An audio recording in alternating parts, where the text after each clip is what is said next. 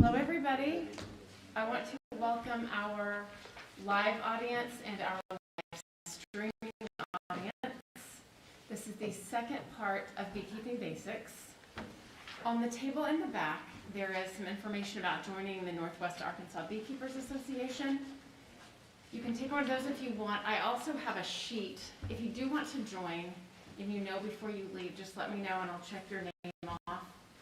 Also, there's some catalogs and some other literature back there. There are also some evaluation forms for this program and some pencils. If you would fill those out before you go and drop them in the registration box back there, that would be wonderful. It helps us with our programming quite a bit. Also, I'm handing out little tickets. There's a door prize at the end of the program. If you just came in and you missed a ticket, I will give you one. No worries. And I think that is everything. I will turn it over. Enjoy. Thank you. You're welcome. Well, like I said last week, I appreciate you all coming. I especially appreciate the library for letting us use the facilities and doing a lot of the work for us as far as registration and stuff is concerned. If you haven't visited the library, there's a whole bee display down on this level up down at that end. You just need to be closer.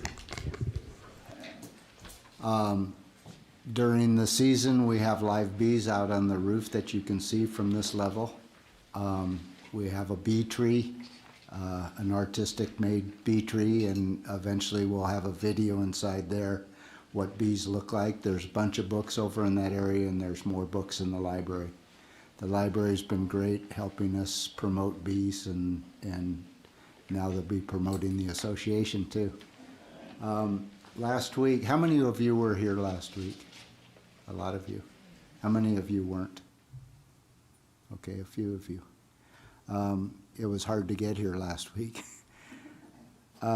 Last week, somebody asked, I don't remember who it was, about the bee ordinances in Fayetteville. Most cities nowadays have bee ordinances, especially because of Africanized bees. And Fayetteville is no different than any of the others. Any house can have bees there. They have to be registered with the state through the state plant board. You can have 2 hives on a lot, and if you have a big lot, you can have more, as this shows, 5,000 square feet. You can have an additional hive for each 2,500 feet you have, up to a maximum of 4.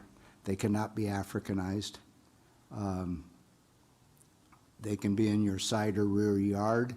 They can be within 20 feet of a fence, but if your yard isn't fenced, they have to be 100 feet from the, pretty difficult.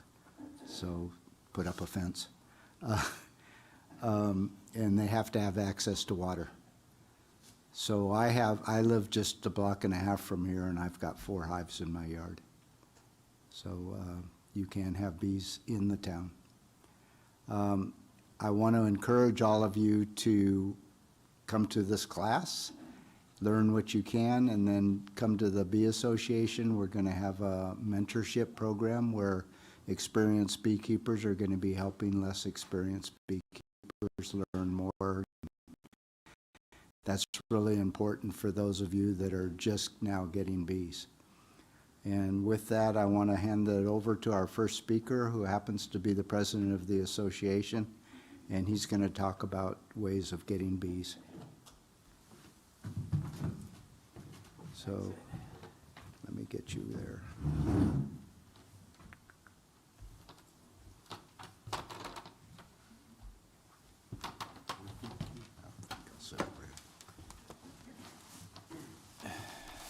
Okey-dokey. All right. Hello. So I'm Steve Aust, and I am the president of the Bee Club. And I tried to retire, and I spent 3 years traveling around in the commercial bee business, and so and I specialized in raising queens. So I used nukes quite a bit. And so what we were going to talk about this morning or this afternoon is the difference, how to get bees. What's the best way to do it? What are really your options? And there's a number of ways, but the 2 primary ways are packages and nukes. And that's what you see here on the left is a package, on the right is our nukes, and so I'll kind of go through the difference, and then I have a quick video on what a nuke is. You're going to see some bias here because that's just who I am. So if you what is a nuke and what is a package?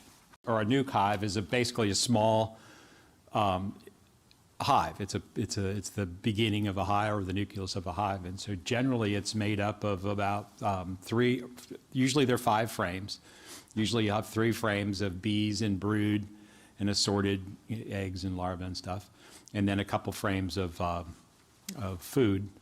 And you can see here on the screen they talk about numbers of bees, and I've never counted them, but I guess there could be 10,000. But the benefit of that nuke is that it is a organism that's working and living. It's going. The queen's laying. It's got a life cycle. There's new bees being made, and so on. A package of bees, on the other hand, is the way packages are made. And I've done this too. It's a little bit crazy. You would have a bunch of hives, and you would collect from each hive extra bees. So you try and get the young bees, but it's inevitably you get all bees, and you shake them. So you take a big funnel and you shake them into that box that we could see on the top. And so there'd be a big funnel that would go where that little piece of wood is on the top, and you fill the box. So these bees come from assortment. So what usually is happening is you're going around and collectors are filling up big, huge containers of bees, and then they're being shook into these smaller containers. Usually they're 3-pound packages. And so by default, it's kind of a mixed environment, right? You have bees from multiple hives, multiple ages, which kind of just logically, you could see that would be a little bit of a challenge, right? If I take everybody in the room and just throw you into a box and go, get along, it doesn't always work out. So if you say, what are the pros and cons of for the nuke, and for the pros of a nucleus are right here on this. It's an ongoing population of bees, 4 to 5 frames of usually drawn comb, so you've got something to go with. You do have a pretty high probability of success because you have a laying queen that's actually already doing it. An established queen is kind of everything in the world. One of the myths is that the queen's in charge. She's actually not. The queen is an egg-laying machine. That's her job. And the bees are going to keep her alive as long as she does her job. And so the population keeps the queen alive, feeds her, takes care of her. Her job is to continuously lay eggs. And so you've got to have her. She's incredibly important. And if she fails, they'll make a new one. And so that process is essential, and it's perfect if you have it going off. So if you're starting out in bees, it's best to have that type of environment. It gives you the highest probability of success because you've got a laying queen that the bees have accepted, and you're going on. And so that's probably the main positives.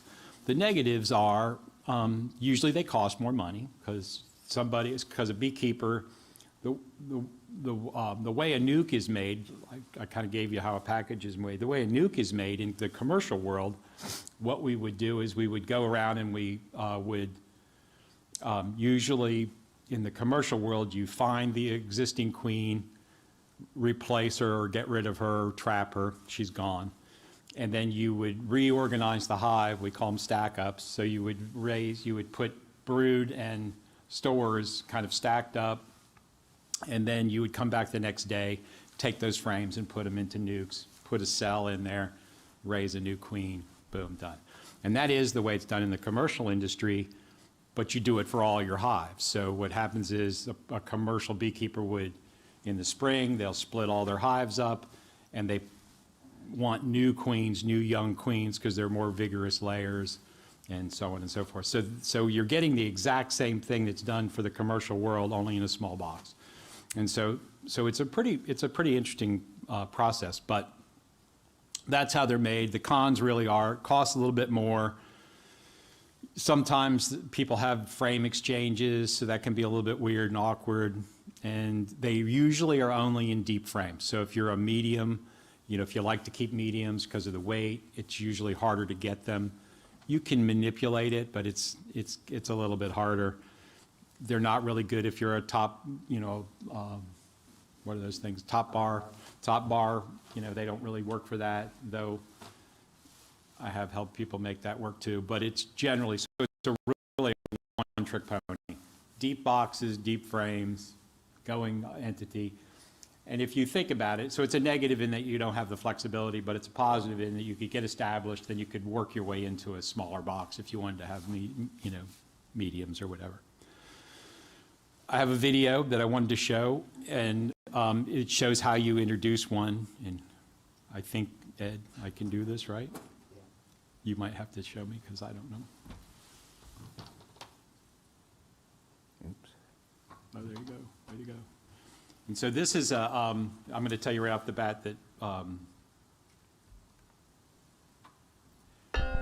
this is on the YouTube, and I kind of like this guy's style. He does things, but I'm going to warn you right off the bat. He's not wearing a veil.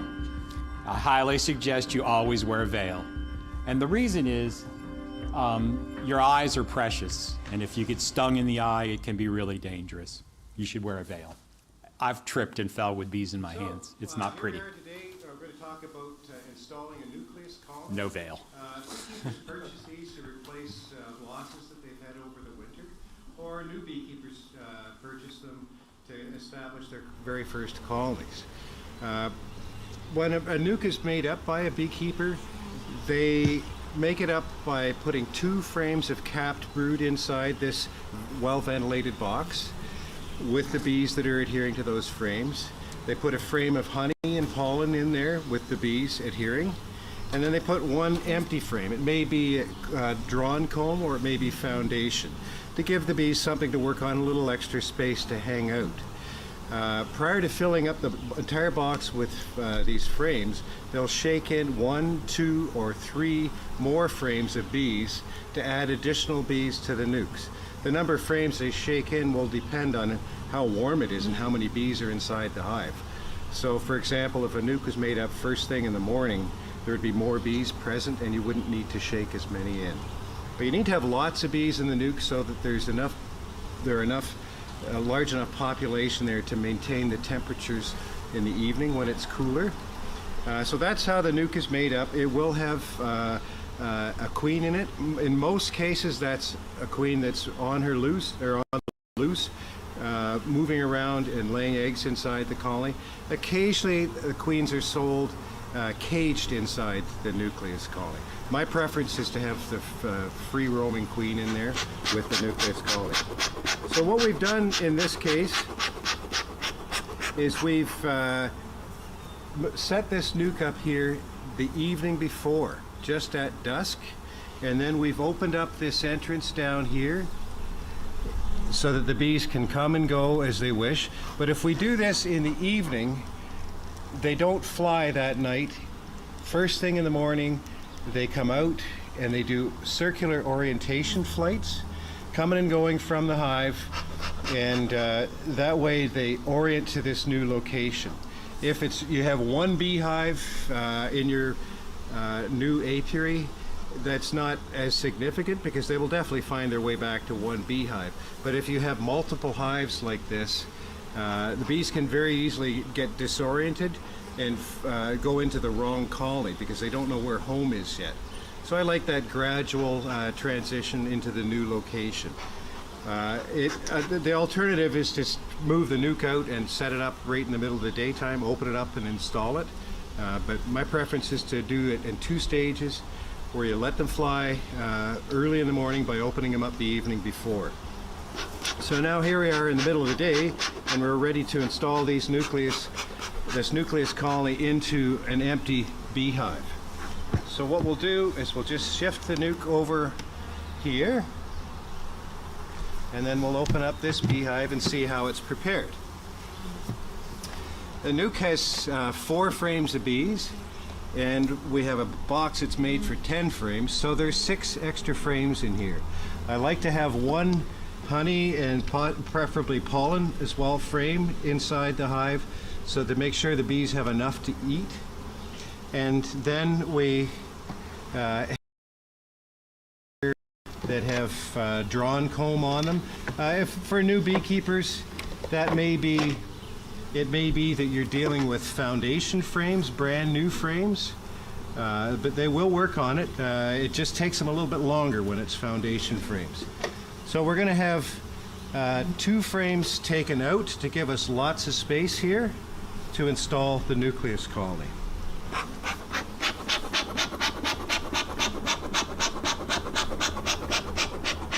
We'll puff a little bit of smoke at the entrance to the colony and a little bit in the vent holes at either end.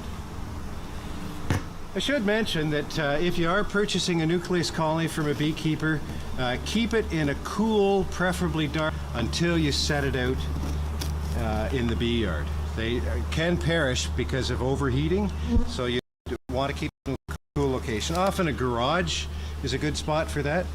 Then we will open up the nucleus colony, and you can see there's lots of bees in there. We'll give them a little bit of smoke. Because we're doing this in the middle of the day and after they've already oriented here, they're quite calm, and they're not just trying to burst out of the hive. As we take, we'll start from the outside. As we take each frame out, we're going to look to find the queen. So there you see the honey and pollen frame.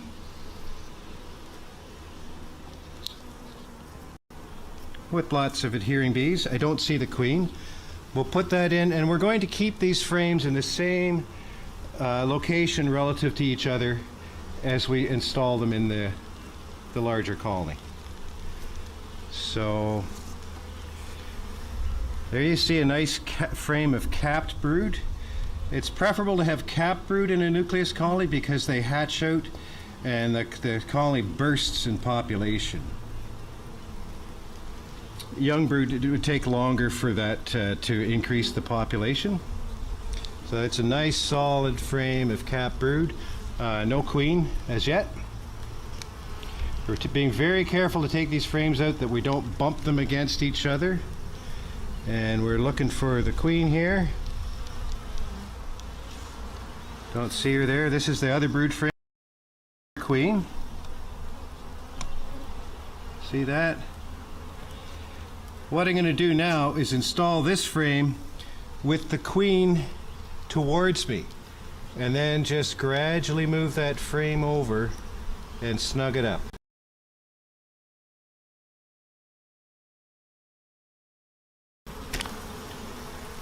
And we move the last frame over. It's basically an empty frame. There's a little bit of nectar. They'll move honey around from place to place. This was empty when it was made up.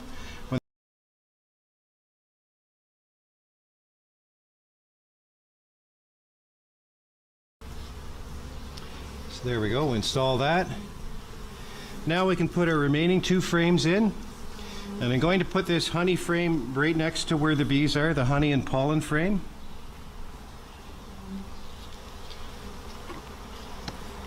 And then the last frame, which is a foundation frame, will go in. And then we orient the frames so that they are nice and evenly spaced.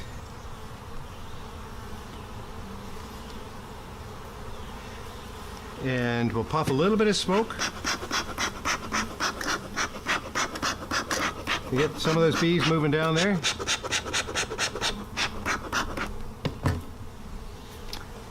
And then we will lay the tarp down, wiggle it around a bit to let the bees get out of the way, and put the lid on the colony.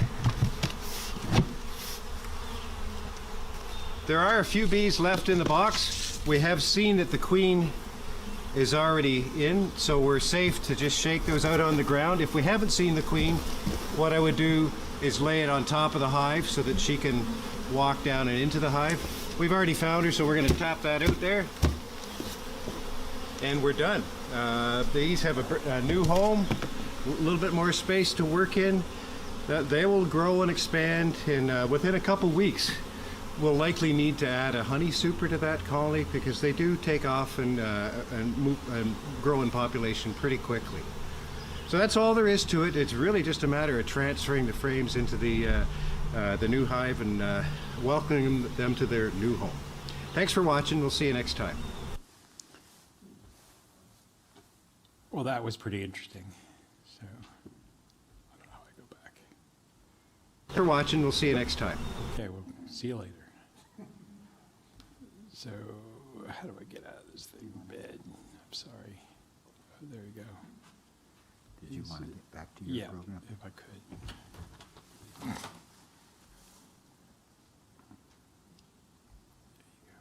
Where is it? Oops. Yeah, that's it. Yep, that's it.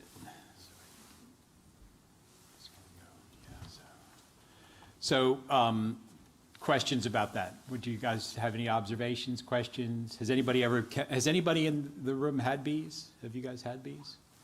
Did you have nukes or packages, or how'd you get your bees? One was a nuke and another was a swarm. Swarm. Mm-hmm. A nuke.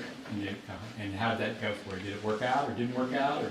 I didn't have the education, and so I failed. Mm-hmm.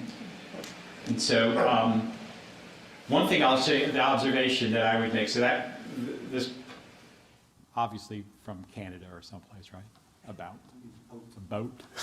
Anyway, so they have different environment than we do, but he kept a tidy hive, just as something that you want to learn to do as new beekeepers is if you just, if you work slow and steady and keep a tidy hive, in other words, clean as you go, scrape your frames, take care of it, you'll always just have a better environment. It's easier to take care of and see and manage. The other thing that he did that I don't know if you noticed or not, but he worked kind of really slow and steady. And bees, for whatever reason, can sense if you're rushing or panicky. They kind of sense it and they'll get riled up. And if that happens, the best thing to do is to just stop. Let it chill out, let yourself relax, and then come back and work on it some more. Don't panic. The other thing they did is they had a marked queen. So you could see that they had a big blue dot on the top of that queen. If you're a new beekeeper, sometimes, or even older beekeepers, some people just can't seem to find. I was always really lucky I could spot a queen. But if you can't, or you don't feel like you're really confident at it, you can get one of the club members to help you and show you how to mark your queen. It's really very simple. You can get a pen or you could use paint. It's pretty easy. You're just putting it on their thorax. It's not a big deal. But it does make it easier to find them. I will tell you though, if you mark your queens and then you become reliant on that, finding that dot, they will inevitably clean it off, and then you're going to be, oh my gosh, my queen's gone. So don't fall for that trap. That's just a warning. I've done that myself, where I'm like, where's the damn queen? Pardon my English. But and she was there. Just they had lost the little dot off the back. So packages. So that's nukes. And if you have any questions, we can follow up with it. Packages, and I did have a video, but packages are pretty similar in the sense of the way you install them, but the queen has never been let loose. And so you have to introduce the queen slowly because the bees have to adopt her. They don't just necessarily want her right off the bat. They have to smell her and get used to it. And so what you really take the lid off of the package and dump the bees into a hive with some frames. It's a little bit kind of, it's a little weird because you're dumping 3 pounds of bees in. And the easiest way to do a package, if that's the way you go, is to use a spray mister with some sugar syrup or water on it, because then they're heavy and they won't fly as much. You don't want to drown them, but if you mist them, it works better than smoke because they're laden with a little bit of sugar and they want to clean it up, and then you can dump them and they'll stick together and so on and so forth. I don't recommend packages, I'll just be out front with you. I think you have less likelihood of survival. The bees are Generally, because you don't have any new bees being born, and the life cycle of, it's going to take you 6 weeks before you have really any bees to replace, your bees are dying for that entire period of time. So your population is going to go down, hopefully level out, and then increase. So it takes longer to make it to come to balance. And so you can get packages usually earlier in the season, and you need them because you're going to take a long time to get them going. So the last thing, and we're going to talk about, is feeding, right?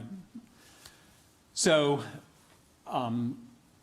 there's a lot of feelings about feeding, whether you should or shouldn't. What should I feed? Corn syrup? Should I feed sugar water? What should I do? Big debate, lots of stuff. Commercial beekeepers, and it is really mostly for convenience, will either use a cross between corn syrup and sucrose sugar. They'll usually use a blend or straight corn syrup, which I don't like personally. There's people that argue that it is more sustainable, but I don't like it. If you're going to feed, I like to feed sugar. It's closest to what they get in natural, and there's plenty of information online on how to mix your sugar water.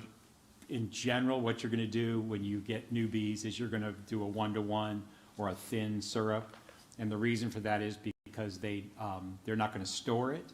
They're going to eat it and use it for fuel, fill up their glands so that they can create wax and move really rapidly and keep working.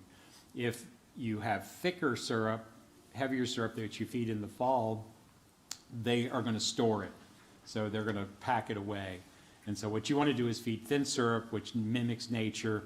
That's really what's out there in nature for them to get. And you're really creating a nectar flow in a jar or in a feed trough, or however you decide to do it. And there's lots of ways to introduce feed. And so let me talk about that. You can open feed, generally a bad idea. And the reason is it's really efficient. You put a bucket of feed out, the bees will come, but not only will your bees come, all the other bees in the neighborhood will come as soon as they find it, they're there. Disease is transmitted, it's commune, everybody gets together, they're all gonna rub shoulders, diseases are transferred, mites are transferred. It's efficient, it's easy, it works, they'll consume lots of syrup, but there's a lot of downsides. And if you are not careful, you'll introduce robbing, because there's a lot of bees, and the bees are kind of, there's some bees are kind of like bullies. They come in and they'll rob. They're really aggressive about robbing. They would rather go and steal it out of a hive than go find it in the field. And a lot of that's convenience, right? We live in an area where there's not a lot of, we do have wildflowers, but we don't have vast fields of wildflowers. And so they're searching for nectar and sugar and feed anywhere they can get it. If they find a source and that's a weak hive, they're going to take everything from it. And that's a bad situation. You want to try and avoid that at all costs. And the way to do that is to keep your environment clean, keep your environment really tidy, reduce the entrance on your hive to a decent size. It can be all the way down to 1 bee width. That's all they really need. You don't need a great big wide opening on any hive. Even big full-blown hives don't require that. They'll line up and go in and out. So you're better to err on the side of a smaller entrance for coming and going. That helps prevent that. They can protect that. And so a weaker hive can survive in a really aggressive area if the entrance is reduced.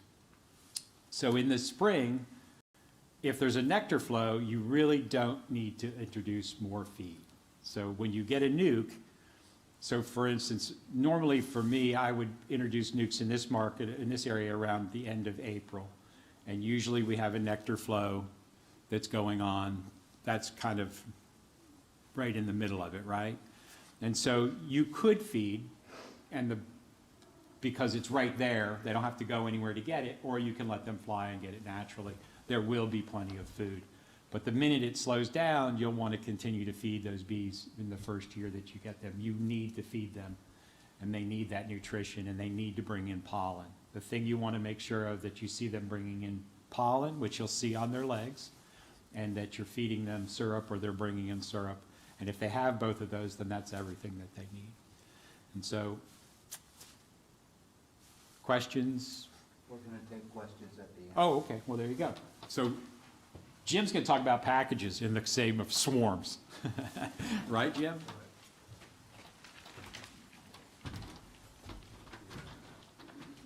Get my pick started first. Yeah.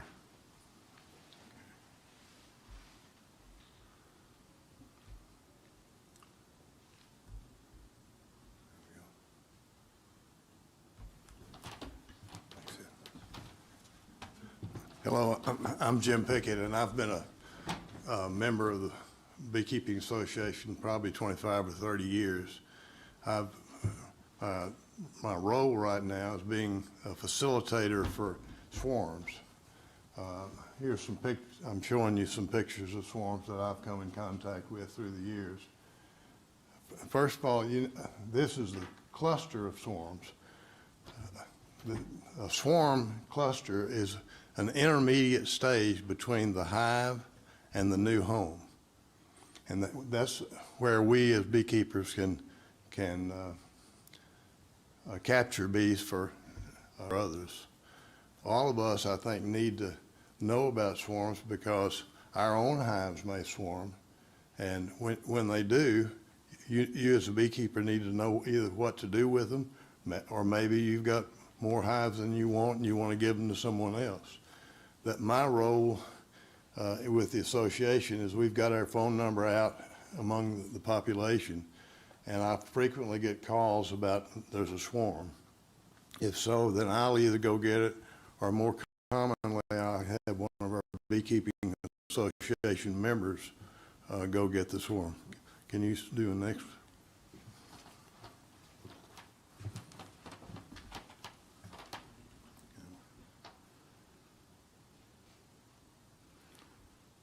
Yeah, it's this one. Okay. Where's how to advance it? Here. There it is. Either one. You can hit there. Okay. First, I'd like to tell you about a fascinating book. It's by Tom Seeley called Honeybee Democracy. And if you're interested at all in swarms and swarm behavior, this is a fascinating read. His research is good, and it's applicable to making swarm traps, which is putting a box in a tree, where you put it, how big it is the opening, where's the opening, which direction is the opening started. But please, another good book is by Stephen Rapansky about swarms. What is a swarm and what isn't a swarm? Just because I get calls not uncommonly, there's a lot of bees in my tree, or in my friend called me about bees in his holly bush, and all they were doing was gathering nectar. A large group of bees is not a swarm. A swarm is a totally different animal. So if you want to gather bees for yourself, you should know about swarms, and you should, if you're a beekeeping, dues-paying beekeeping member, get on our swarm list, and I'd love to try to give you some swarms. For about 25 years, every time I come in contact with a swarm, I'll write down the date. And by far and away, the most common in our climate is from late March to mid-June is when the swarms occur. It's very uncommon after June, although I've seen them as late as October and November. Ed's found a beekeeping swarm that says, basically says that if you have a swarm later in the year, its chances of survival without your help are pretty low. There's really no nectar flow here in the summer, or very little in the fall. So if you catch a swarm in October, there's no nectar flow unless you supplement them there's not a good chance they'll survive. Anyway, before they swarm, 2 or 3 things happen. Number one, that colony begins to produce more drones. Secondly, is the colony reduces the feed of the queen in that colony. That queen, the existing queen, is going to go with the swarm, and they reduce her food so she trims down and she can fly with the swarm. Otherwise, she's a big fat girl that can't go. And because that queen is going to leave, the existing colony are going to start producing multiple queen cells because they're trying to raise a queen to replace the one that left. Well, what's happening? There have been a lot of theories about why bees swarm, when they swarm, but the bottom line is we really don't know.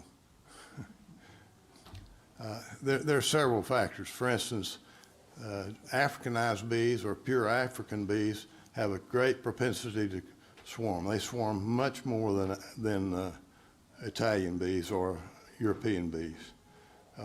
It's a natural reproductive method, so reproduction may be a stimulus for swarms.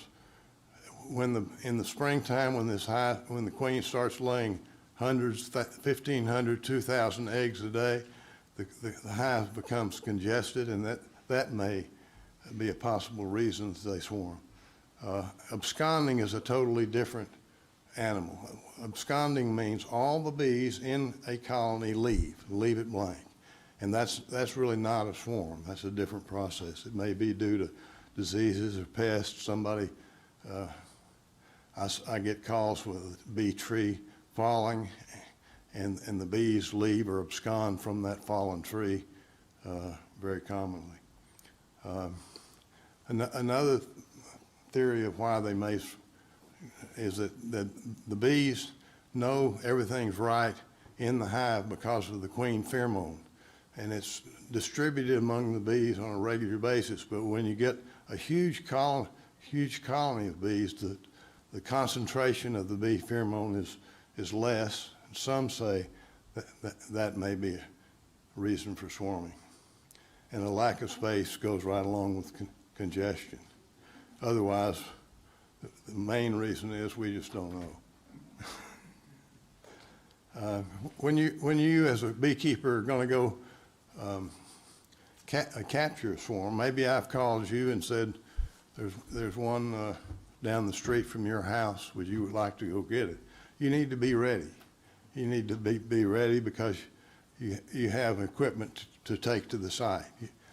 Most of the time, I'd say 90% of the time, I capture swarms in a 5-frame nuke, like Steve just talked about, that has some combs or foundation.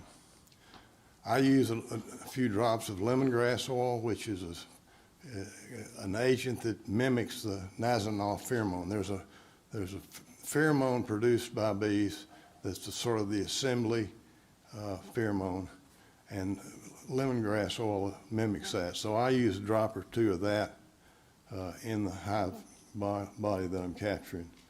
I take an 8 or 10 foot ladder, limb loppers, a bail, gloves, bee brush, drop cloth. The most important part of a beekeeper's armamentarium is duct tape. And a queen catcher, hive tool, smoker matches, a cell phone, and an EpiPen. Next, when you get a call from someone that says they have a swarm, there are several questions that are very important. First, are these honeybees? I can tell you without a doubt, if you get a call in August in northwest Arkansas, and the caller says the bees are coming in and out of the ground, that they're not going in a wall, these are yellow jackets. So if you have any question about them, have the caller or the homeowner take a picture of them and send you the picture, and you'll save a lot of trips to Benton County or to Madison County go down there and find these are not honeybees and you're wasting your time. Secondly, how high off the ground is the cluster? And I get this every year. They'll say they're 8 or 10 feet off the ground, they say. And you arrive at the site, and they're 40 feet in the air. And don't waste your life by climbing a tree for honeybees. It's much easier to buy a package than it is to risk your life. So if you want to know if your ladder will reach them, and don't put a box out right under the tree where they are. They're 40 feet in, and think they'll come down to your box. I've tried that 50 times. It never works. Ask the caller, has somebody sprayed the bees? They won't tell you unless you ask them. Has anybody hit them with a broom? They won't tell you unless they ask them. But these are simple questions that'll save you some time or trouble going there. You need to know there's exact address. Not, oh, it's down the road from Joe Smith's house, or you know him, don't you? And of course I don't. You need to know a GPS road or active address. Whose property are these bees on? Is they on the caller's property? Or is he the tenant and his landlord doesn't know about the bees? Or you saw the bees a block away? And so before you go thinking you can capture the swarm, make sure you have permission to do so. What size is the swarm? Is it softball size or beach ball size? If it's a beach ball size, and I've seen a few of these, they won't go in a 5-frame nuke. And I've had a couple of them that won't go in a 10-frame box. It takes 2 10-frame boxes. Occasionally there'll be a huge, so it's just a simple question. Ask them how big it is. Or where are they? Are they on the ground? Are they on a tree limb? Are they coming in and out of the wall of a house? Are they coming in and out of an entrance in an oak tree? Because going in, even though there's a big wad of bees on the outside of the oak tree around an entrance, you're not going to capture them by getting the bees just off the outside. You have to get the queen and the comb. And how long have they been there?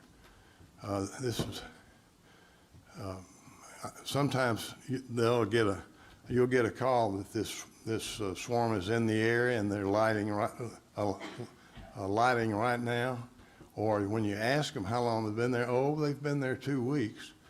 And how large is the swarm? If it's as big as my fist, this is probably the returning scouts. The swarm itself of the clump is probably already gone. And these are just the returning scouts, and they have no queen, but that comes to one other point which I'll show later. After you capture swarm in your box, leave that box at the site until after dark. Tell the homeowner why. The reason they're why is if you're 1 o'clock, capture the swarm, grab a box and take it home, there's bees still looking. Scouts are looking for a place, and when it gets dark, they're going to come back to the hive, and if the hive is not there, they're going to settle in a big ball. The next day, you're going to get a call from the homeowner saying, "Hey, buddy, you didn't take your bees." So you have to go back to Benton County or Madison County or Fort Smith, where you caught that swarm, and get the rest of the bees. One other important thing is ask the caller,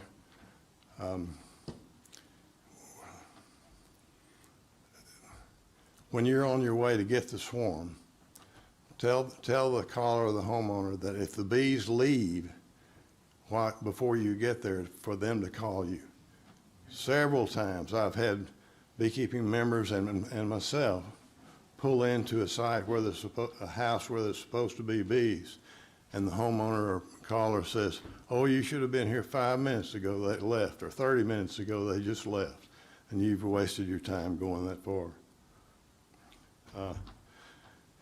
Another thing is, and this I think happens in Tulsa Club all the time, ask the caller, have they called someone else? And they say, oh yeah, we've called 3 people and 2 of them are on the way. Well, you don't want to go over there and fight for the bees. Just say thanks for calling, see you. What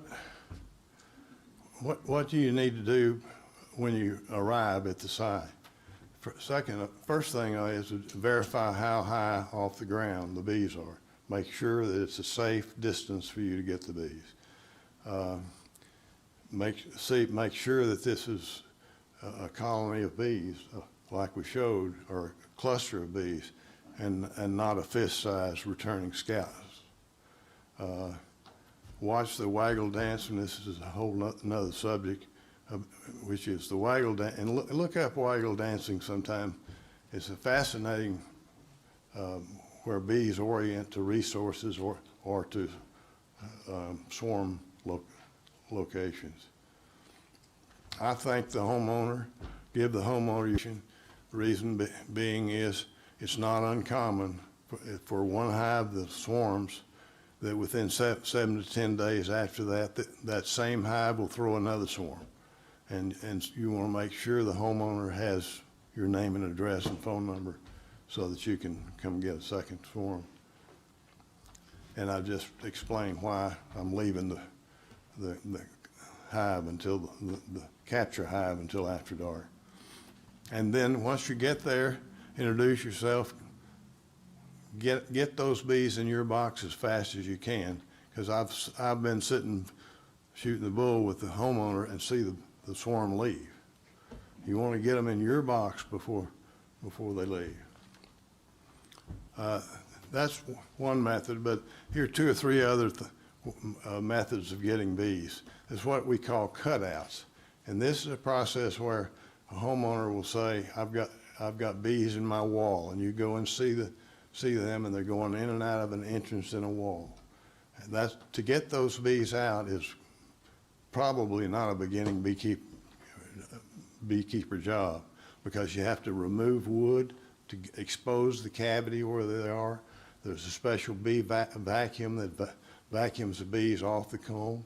You have to take the comb and the honeycomb off, and then take them to a hive somewhere else and install them. And that's quite a process.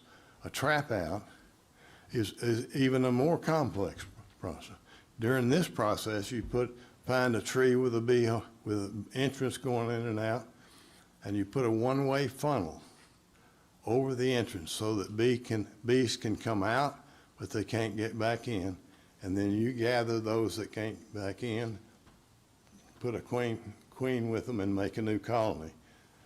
You have to do that. You have to go to that site every day, and I've done it. You have to go every day, or they'll defeat your purpose. And it may take 2 or 3 months of going every day to get that. It's not worth it. It's a waste of your time, and be very careful about trap outs. Swarm traps are something anybody in here can do. If you just read Tom Seeley's book, Honeybee Democracy, he'll tell you the exact characteristics of the box that you need to put in a tree to try to hope that the scouts will think that box is the proper size, location, height, which way the entrance faces. That's a queen cell. It looks like a peanut on the sides of the comb. Thank you.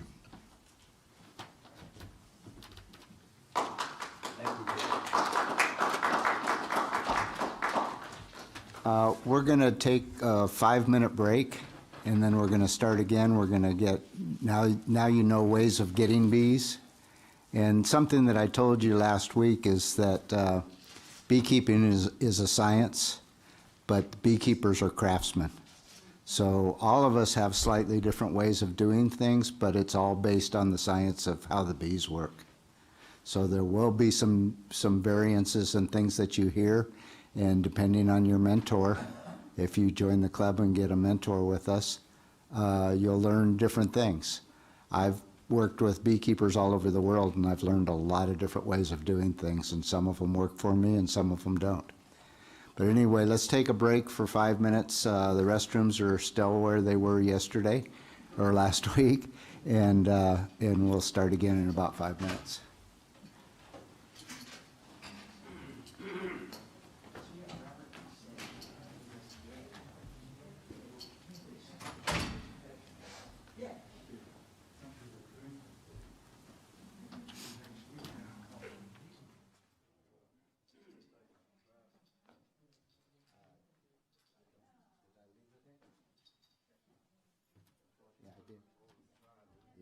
Yeah, it's still in.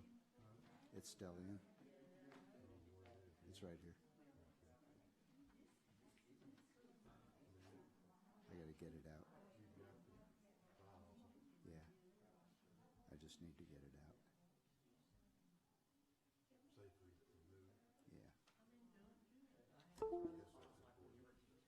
I've never seen a problem from doing it.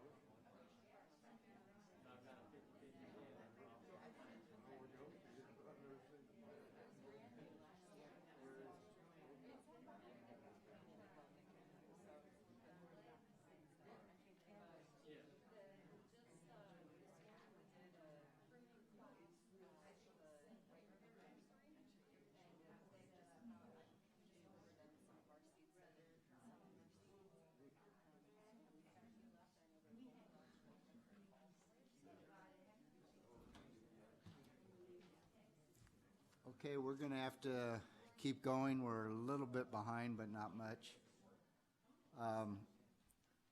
I was just asked if you can join the association online. I don't think our site is set up for that yet, but we're in the process of that. Vimeo is set up, but I don't have the number with me. But I'll try to bring that next week. So I'm going to talk right now a little bit about spring and summer months, what the beekeeper does during those months. A little bit of this is repetitive, but not a whole bunch. The premises for this presentation is that beekeepers have different conditions. Even within this area, beekeepers have different conditions. Beekeepers always have to make decisions, and we make decisions slightly differently. Beekeeping is based on science, but its practice is an art or a craft. Different decisions or different conditions include things like time and money factors. Some people have more money than other people, and it's in a more expensive way. Bee subspecies can vary. So some people's bees act a little bit differently than other people's bees. And the personalities of the beekeepers vary. I've been with beekeepers that, unlike what Steve was describing, were not calm and easy, but bang things around and got the bees mad. I tend to be very slow with the bees and try not to bother them too much. I'm tearing off their roof and moving their furniture around, but I try to do it in a nice way. We have different climates, of course, not here so much, but the climates make a big difference. I moved to Fayetteville about 4 years ago from Mountain View, Arkansas, and it's totally different here than it was for when I was keeping bees there. The terrains are different. Different flowers could possibly be a difference that you'll see, and then the different objectives of the beekeepers. Why are you keeping bees? So all those things are things that help you make decisions. In making decisions, the first thing you want to do is decide, why are you keeping bees? Are you doing it for honey? Are you doing it just for the interest of bees? Are you doing it for pollination for your fruit trees or garden? There's different reasons. Some people are doing it so they can raise bees to sell bees. What are you willing to do to get to what you want to do? How much are you willing to work? Jim was talking about trapping out bees from a wall and having to go every day to see how they were doing and stuff. Are you willing to do that? Or do you want to just buy a nuke or catch a swarm and be already going? Third thing is, how do you handle different situations? So, generally speaking, if you have 15 beekeepers in a room, you're going to hear at least 20 different ways to do things. And that's part of that is, and I do the same thing, this year I did X, Y, Z, and next year I'm going to do A, B, C, because X, Y, Z didn't work as well as I wanted it to. So, conditions change and things change and people's minds change. But generally, beekeepers are guardians for their bees. A guardian helps those he or she cares for to do what they do best. What do bees do best? They do beekeeping better than we do. Bees know about bees. They've been doing it for 130 million years. Our teaching staff for this class has been doing it for a combined amount of time of about 120 years. That's a lot less time. But helping them bee is not what it used to be. Beekeeping has gotten more complicated. Today it's more complex than just learning the bee dance, which is that's a bee that forgot the dance and was embarrassed. We've got to keep up with the latest steps or we won't be the best guardians. So you have to learn the beekeeping dance. So in beekeeping, you can have different goals. It could be that you want to just grow a lot of bees to have bees or to sell bees, or you might be wanting to make a lot of honey or for pollination. Like I said, there's different reasons. when you have bees, you need to visit them, you need to do things in the hive, and when you go in the hive, you need to have a purpose, not just go in there to be going in there. Now, before I became a beekeeper 50 years ago, which is crazy, I was a stockbroker. And so I went into my hives every 9 days and I charted out everything that was going into the hives, how much brood there was, how many bees there were, how much honey there was, and I did it to learn. And that's probably more visiting than I should have done, but I was learning. And so I did it religiously. Different reasons to go in the hive. First are inspections, just to see what's going on in there. And that happens 3 seasons out of the year. Feeding, you might need to feed them in the spring, a stimulant feed that Steve was talking about, or a heavier feed that would be in the fall to help them get through the winter. Manipulations. Now last week, our speaker that talked about equipment talked about always per exactly how you found it. I don't do that. I move things around, and I'll tell you why in a little bit. But I call that hive manipulations. Swarm control is another thing, and we'll talk about swarm control, and that's mainly in the springtime, like Jim said. And then lastly, but definitely not least, and we're going to be talking about it next week, is disease and pest control. And that's an ongoing thing. 2 small colonies may have more bees than 1 larger one, but they won't make as much honey. So 2 hives does not equal 1 big hive as far as honey production is concerned. And this is twice as true if you have a hive that swarmed and you catch the swarm, now you have 2 hives, you're not going to make near the honey you would have made if you had kept them in 1 hive. So one of the main jobs for beekeepers, even though swarming is a natural thing that bees do, a main job for beekeepers is to try to get them not to swarm. Swarming is a natural instinct for the bees. And some bees swarm more than others, like Jim said. The Africanized bees will swarm 12 times in a year, and their swarms will swarm. Where our bees will swarm usually 1 time of the year, sometimes twice. Swarming happens mostly early in the honey flow or the nectar flow. This is not good for making surplus honey because you've just lost a bunch of your workers that would have been collecting honey. It happens when everything, and I like to say, is green in the garden. That means all the conditions are perfect for swarming. And like I said last week, swarming is a natural instinct and it's a reproductive thing. It's the colony making another colony.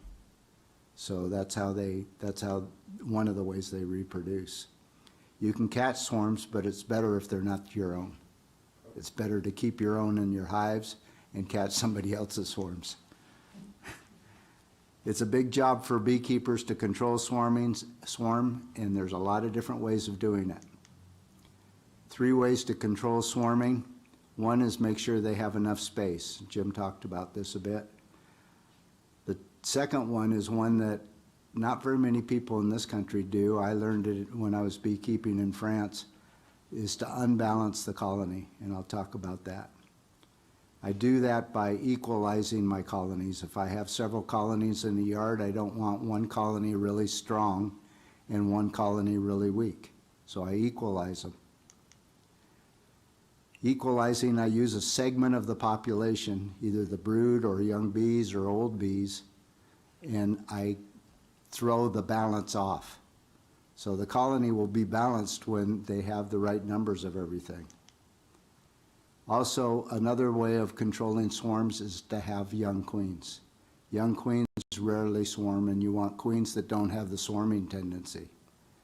Beekeepers that make more colonies by using swarm cells, queen cells that were made for swarming, are selecting the genetic traits for swarming. So you're going to end up having more and more swarms if you do that on an ongoing basis. Cutting out swarm cells only delays the swarming. Beekeepers cut out swarm cells a lot. If you catch them when they're real young, the cells are young, it will delay it quite a bit, but if they're old, it's going to swarm. So the first thing that you do in the winter, you'll find that your bees during the cold season move up to the top of the colony because it's warmer up there and there's food up there. So they move up there, and when they try to expand, the colony expands up there, they move up easier than they move down, so they stay up there, and a lot of times that bottom box is empty. So if you have double hive bodies, you need to reverse them in the early spring, so that the colony is now down in the bottom, and when it expands upward and puts honey up above where the brood is. Swarm control involves finding the queen cells. If you start seeing queen cells, you know that they're going to swarm. You can look for other traits, but that gets to be a little bit farther down the line in your beekeeping experience. There's a difference between supersedure cells and swarm cells. There's also a difference in between supersedures. I'll explain that a little bit more, is when they're replacing a queen. There's also emergency cells, and I'll talk about that. When you're looking for queen cells for swarming, you're going to see, I'm going to skip this real quick. If you have a double hive body or a hive body with a super on top and you break that super back so you can see underneath, it's going to look like that. A little bit of smoke, and you can start to see queen cells that are hanging down from that top box. Giving room could be putting on supers or spacing or chimneying the brood, and I'll show you what I'm talking about there. Queen replacement involves finding the queen, removing her, doing whatever you'd want to do with her, and then installing a new queen. And then I'll get into the unbalancing the population, which again, I'll say that I'm probably the only one in the association that does that on a regular basis. This is somebody cutting out a queen cell. That queen cell is already mature. That's the bottom of the hive that you're seeing here. And that cell is hanging down, and he's using his hive tool to cut the cell off. That cell is already sealed. That colony is going to swarm. It's too late. You're not going to control the swarming by cutting out that cell.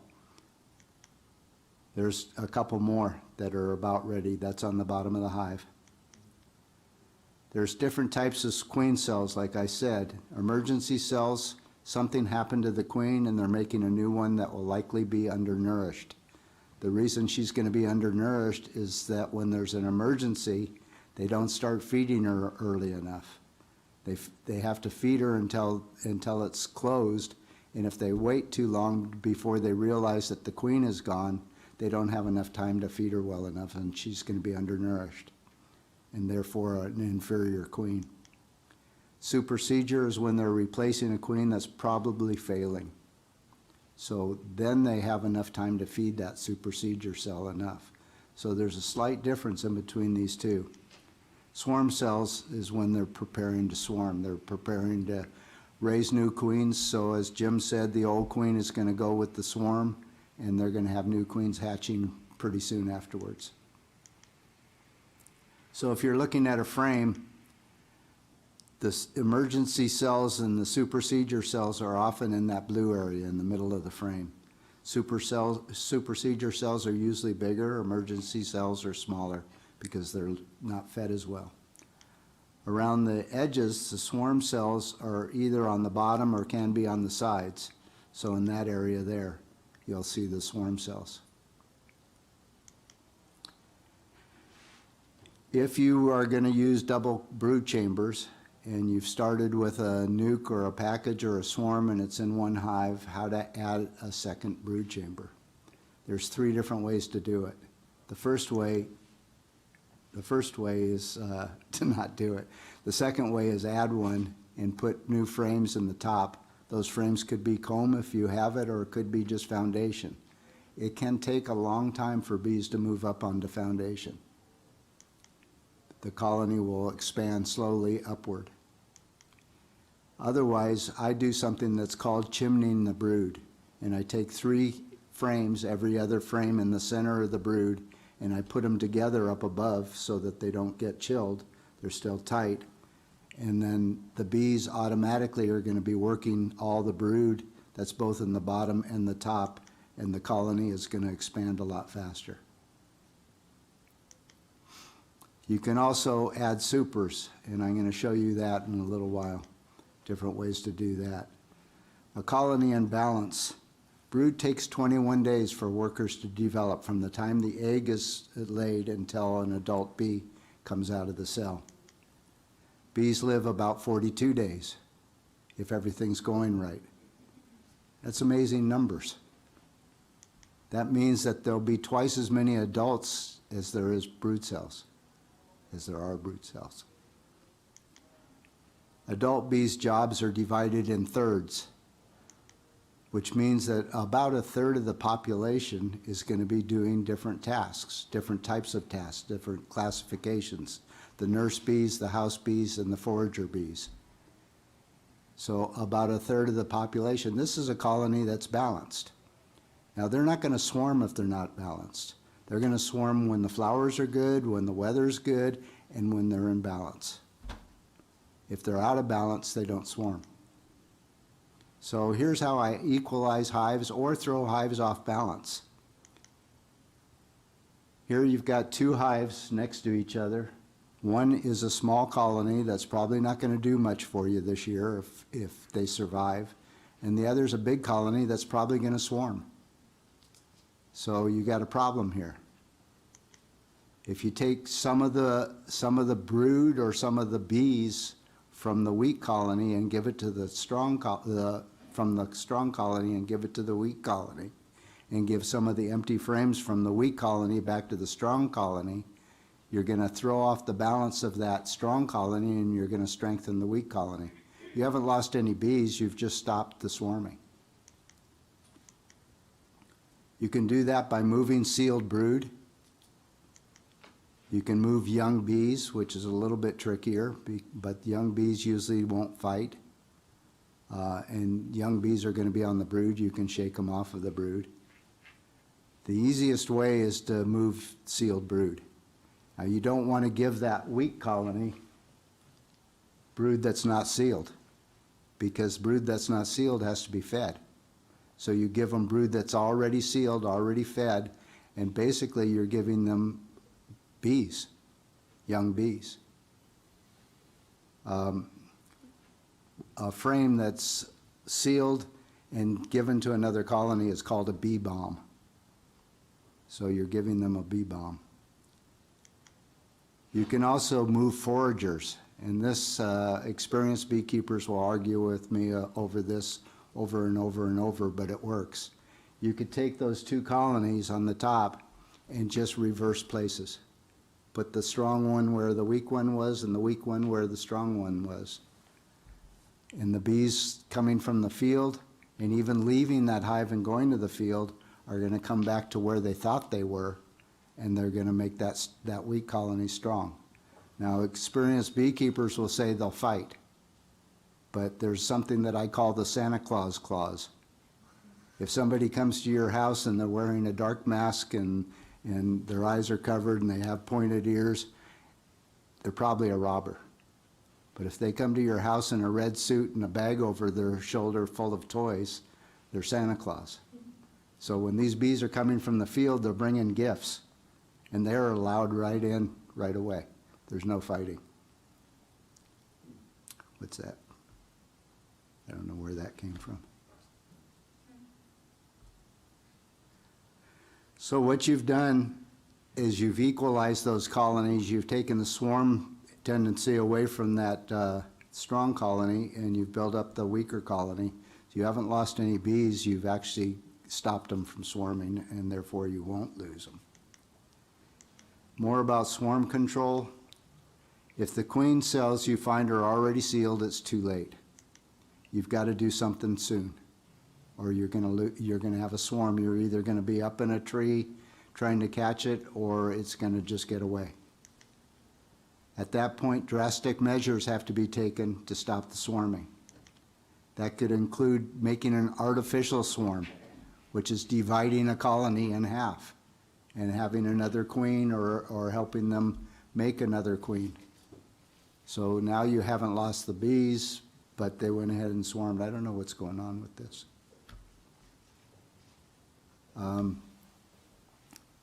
That's one thing that you can do that's drastic. Take the queen and destroy all but one cell.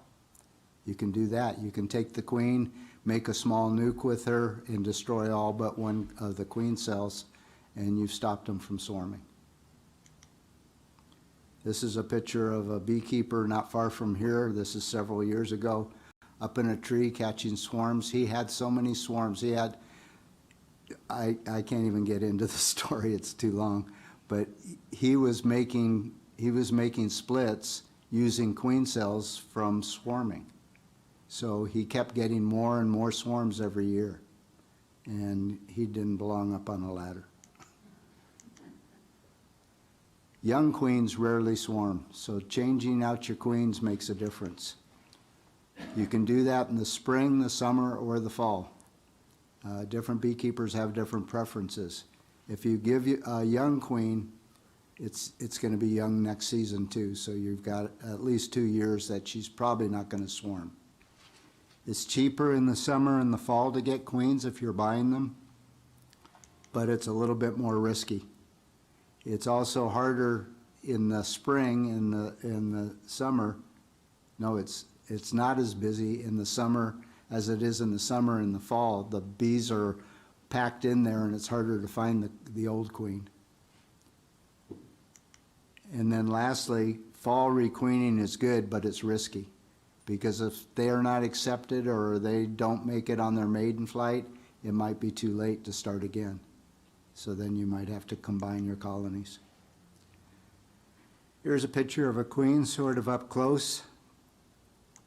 To put her in, check the queen. They come in these little cages with screens on them. That's the most typical way. There's candy in that first picture. There's candy at one end. If you do this method, that candy works as a fuse. You put a little hole through the candy with a match or a nail or something. They have to eat through that candy. There's a cork on both ends. You take out the cork on the candy end. If you just drop a queen in there, just let her loose, they'll kill her. So that fuse acts as a time limit, that they have some time to get to know her and to get used to her smell and stuff before she's released. So it's saving the queen. So you remove the cork from the candy end and you start a little passage and you install the cage between frames. Now I don't put in the cage this direction. I put in the cage with the candy up, because if there's usually attendant bees in there with the queen, and if the candy is down, the attendant bees can die and plug the way out. So I put the candy up. I actually don't do it with candy anymore. I do it by not taking the queen out, not taking either the corks out. I put the cage in, and then I go in a few days later and check to see if they're going to accept her by the way they're acting towards her. And then I just release her. Think about what hives might need requeening. You can have a really strong colony like this, but your queen might be getting ready to fail. So you might want to requeen it. There's advantages to having marked queens, and Steve talked about that a little bit. They're easier to find for sure. Another thing is you can know her age by what color she is, and I'll show you that. And if you have marked queens, you can know when you find an unmarked queen that she's been replaced. So here's a queen that we saw just a minute ago. She's easy to see in this picture, but in that other picture of the frame full of bees, it would have been hard to find her unless she was marked. So marking queens has advantages. It will take somebody that knows how to do it to help you do it the first few times. You can practice on drones. They don't sting. You can hold them and practice on them. The mark needs to be right on their thorax, but it cannot touch where their wings attach, because that's where they breathe. So it takes a little bit of care that way. Now this says, wow, you're raising green bees. That's a mnemonic. Is that the right way to say it? it's a way that I learn what colors we mark. There's an international convention of colors that if you mark the queen white or gray, but normally white, it's a year that ended in 1 or 6, like 2021 or 2026. If it's yellow, it's a year that ended in 2 or 7. If it's red, it ended in 3 or 8. If it's green, it ended in 4 or 9. And if it's blue, it ended in 5 or 0. So this year, we would be marking our queens yellow. Last year, we marked our queens white. And so when we see a queen, we know what year she was from. Managing for honey is managing population. Bees naturally make bees on a honey flow. So when they're making bees on a honey flow, they're taking honey and feeding the bees honey and pollen in order to have healthy brood. They're using a lot of honey to do that. It takes a lot of resources. So a big and old population is needed for honey production, which means that we need to think back, like mid-March, we need to be stimulating the bees in order to make honey the 1st of May. So we want a big population that's old. And if you think about it, it takes 21 days, 3 weeks from the egg into an adult, and it takes about 3 weeks again from an adult to a forager. So that's 6 weeks. To have an old and large population at the right time, it has to be planned. I showed you this graph last week, how the colony will naturally get bigger and smaller during different times of the season. What's important here is that the nectar flow started right here, and yet the bees are still building. So they're using honey that could have been surplus honey to make more bees, and they get the peak of the bees when the nectar flows half over. So if you want to make a lot of honey, you need to stimulate them earlier, before the nectar flow, in order to have enough bees during the nectar flow. Bees naturally make bees on nectar flows, and the beekeeper needs to stimulate the brood rearing 6 to 7 weeks before it's needed. Brood isn't important during the flow. In fact, in France, we learned to block the queen so she couldn't lay so many eggs during the time that they were making a lot of honey. So here's the graph again. If we start stimulating earlier, we're going to end up getting the bee population building up faster and it being more bees during the nectar flow instead of less. To stimulate brood production, there's several different things you can do. One of them is purposeful feeding, and Steve talked about that. A mixture of sugar and water, 1 part to 1 part. Whether you do it in volume or in weight, it's the same thing. Will stimulate the bees. It resembles a nectar flow, and that stimulates activity and that stimulates brood rearing. If it's in the fall, or like right now, when the bees are supposed to be starting to work again, you might want to feed them a heavier feed. They'll store about 70% of it. Hive manipulations, you can do that hive body reversal that I showed you earlier. You can equalize the colonies like I showed you a minute ago, taking and giving brood and foragers. You can utilize space better. You can do that by reversing things, by interspacing frames, by replacing equipment, and culling old equipment and damaged equipment. In spacing and replacing frames, you're reducing disease potential and you're keeping things nicer. Spacing frames takes away the illusion of them being crowded and encourages more brood production. So it's a way of manipulating to encourage them to get more populous. So here's a centered brood in the middle of a hive looking down on it. Those center frames have brood in them, but they're sort of stuck there because maybe it might be next to them, it might be foundation. Sometimes they're over to one side so they can only grow one direction. It's better to center them so they can grow both directions. If the weather's nice enough, you can start to space them. So you can take that same colony and you can space every other frame that has brood. Those ones in the middle next to the brood are going to get filled up with brood faster that way. Now, if it's cold, that's dangerous. But if the weather's warm enough and you feel satisfied that it's not going to get cold again, which in this part of the country you never know, you can do this. And you might start just by putting one empty frame in the middle. And then you can do it again in another week or so. But it encourages more brood production. Another option to boost production is having 1 or 2 brood producing colonies that you stimulate all the time. You just have these colonies that are just really pumping out the brood, and you're feeding them over and over and over again and doing everything you can to create more brood, and using those colonies to take sealed brood from to feed your production colonies.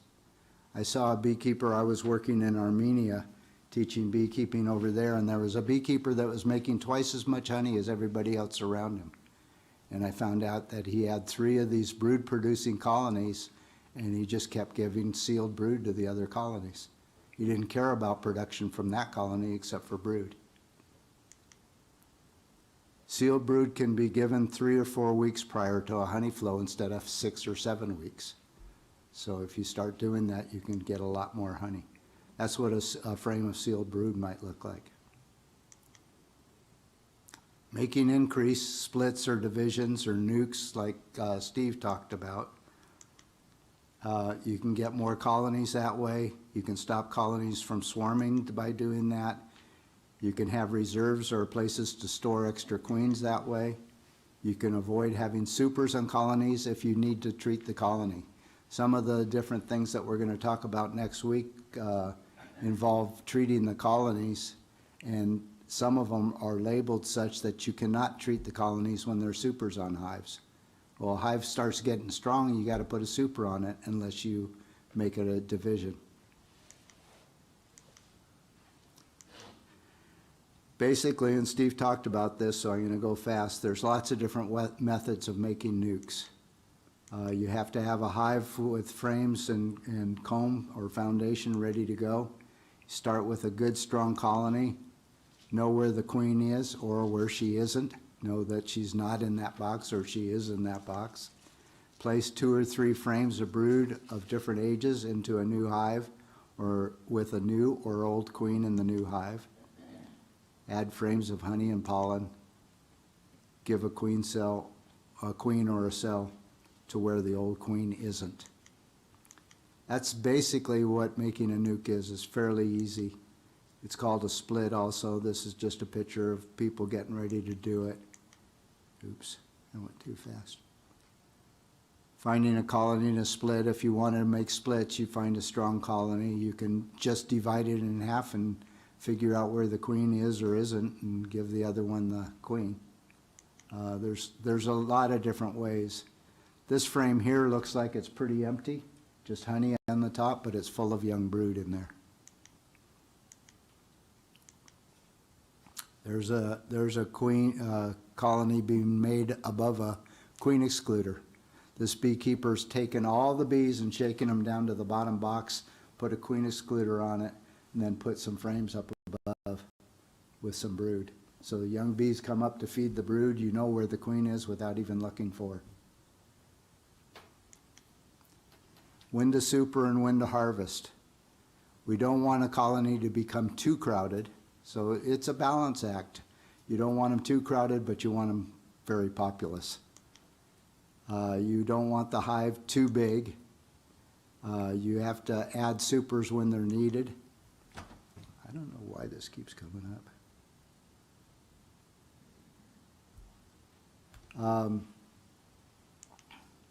You can take off supers when they're ready to harvest, that Wynn is going to talk about, and you only harvest the surplus.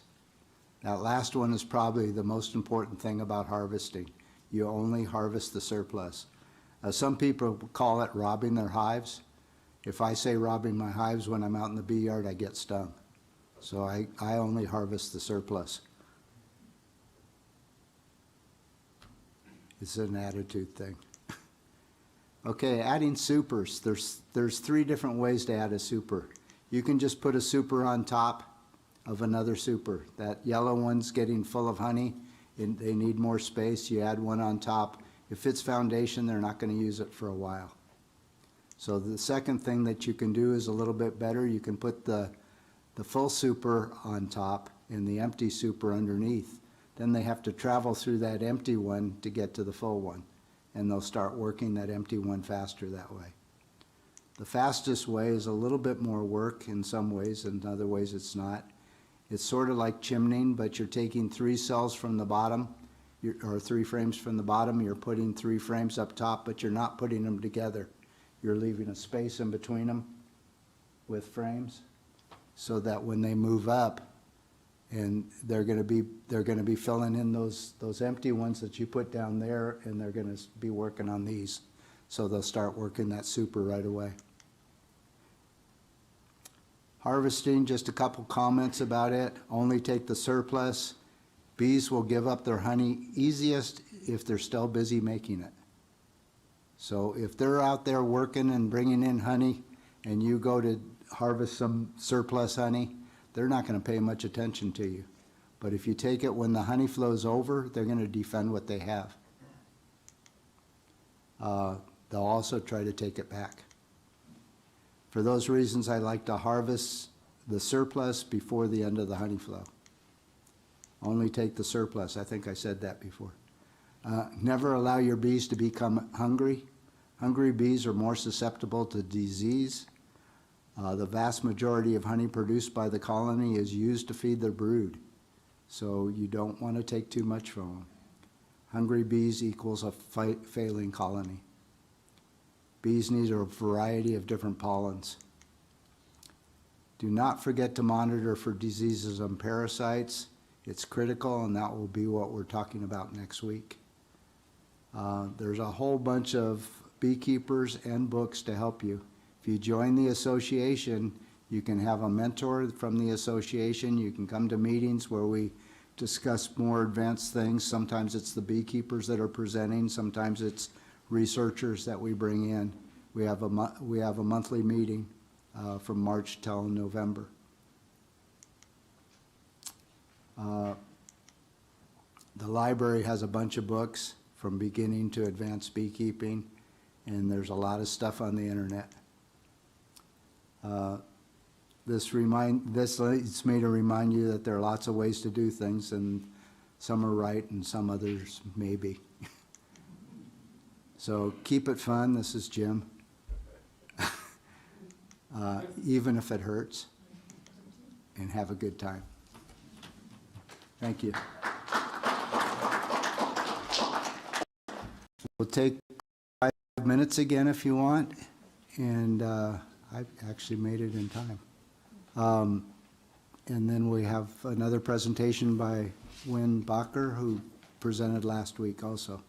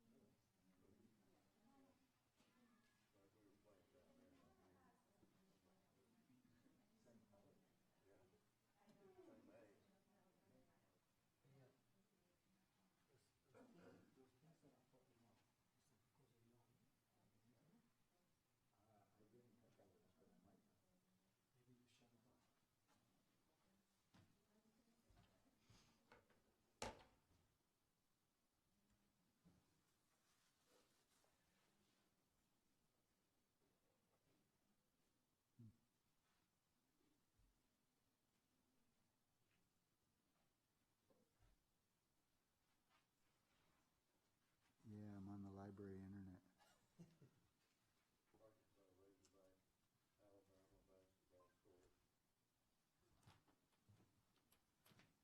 Okay, it won't bother you.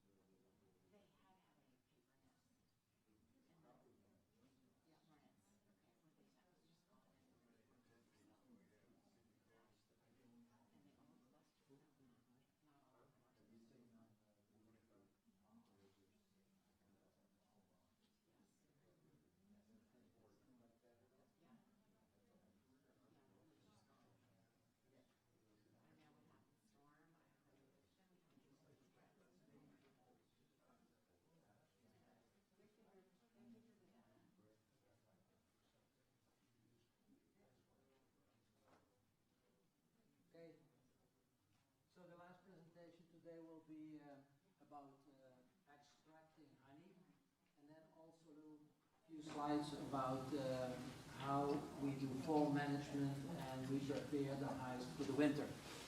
Now, before we start, let's first start with the composition of the honey. And basically, you know, honey, like we have it in a bottle, is a very concentrated solution of sugar. And we know that a high percentage of sugar we use in order to maintain good quality of any compote that we make. So we have normally in flowers 50% sugar solution, and that is called nectar. The bees bring it to the hive, and then they start working on this solution, and they bring it down to around 83% sugar, 17 to 20% water. And we all know very low water content is needed to maintain a product. Then on top of that, they add organic acids so that the pH drops to 3.5, between 3.5 and 5.5. Okay, so we have very low water, we have a very high sugar concentration, and we have a very low pH. That maintains the honey for a very long time on the good quality if we keep it capped, and only when we extract, also when you keep the lid on the honey jar. We have some minerals in the honey, about 3.7%, potassium, chlorine, sulfur, calcium. So that is, those minerals you probably see a little bit more in darker honey compared with golden colored honey. And all these minerals can be used as forming crystals. That is why certain honeys tend to crystallize more than others. Then we have some vitamins, mainly vitamin C and B. We have the polyphenols, the antioxidants, okay, and we like to get up till around 400 milligrams per kilo, which is quite high. And then at the end we have antibiotic properties. Okay, we know that before we had the antibiotics, penicillin for example, people during wartime or when they had cuts in their hands, they were using always honey as a form to repair the skin much quicker. Now, the antibiotic properties are mostly hydrogen peroxide, but there's another component which we call MGOs. An MGO is an abbreviation for methyl glyoxal. And this component, this natural occurring component, is extremely high in the Manuka honey. And I don't know if you ever heard, but the Manuka honey is the most expensive honey in the world. And that's why I started with my title saying, that is very precious, okay, just like gold. Now Manuka honey is come from a special tree in New Zealand, and they grade their honey based on the UMF factor, or unique Manuka factor. That's done in a laboratory, where they determine the level of MGOs, and you see that the UMF factor goes from 10 to 20, but can even go to 25 and 30. Now in all other multifloral honeys that we have worldwide, this MGO factor is only between 0.4 and 5.4 milligrams per kilo, so very low. Okay? So one of my investigations always is what type of flower outside of New Zealand, because we cannot plant the Manuka tree over here, can produce much higher levels of MGOs, because it gives you a lot of extra income. Okay?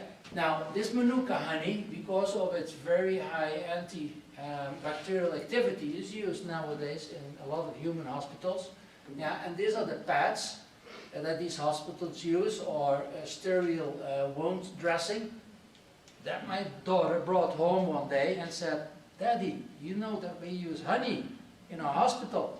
Okay, so this one was $15, and I think this one was $9. Okay, so Manuka, the Manuka industry nowadays is a big industry for New Zealand.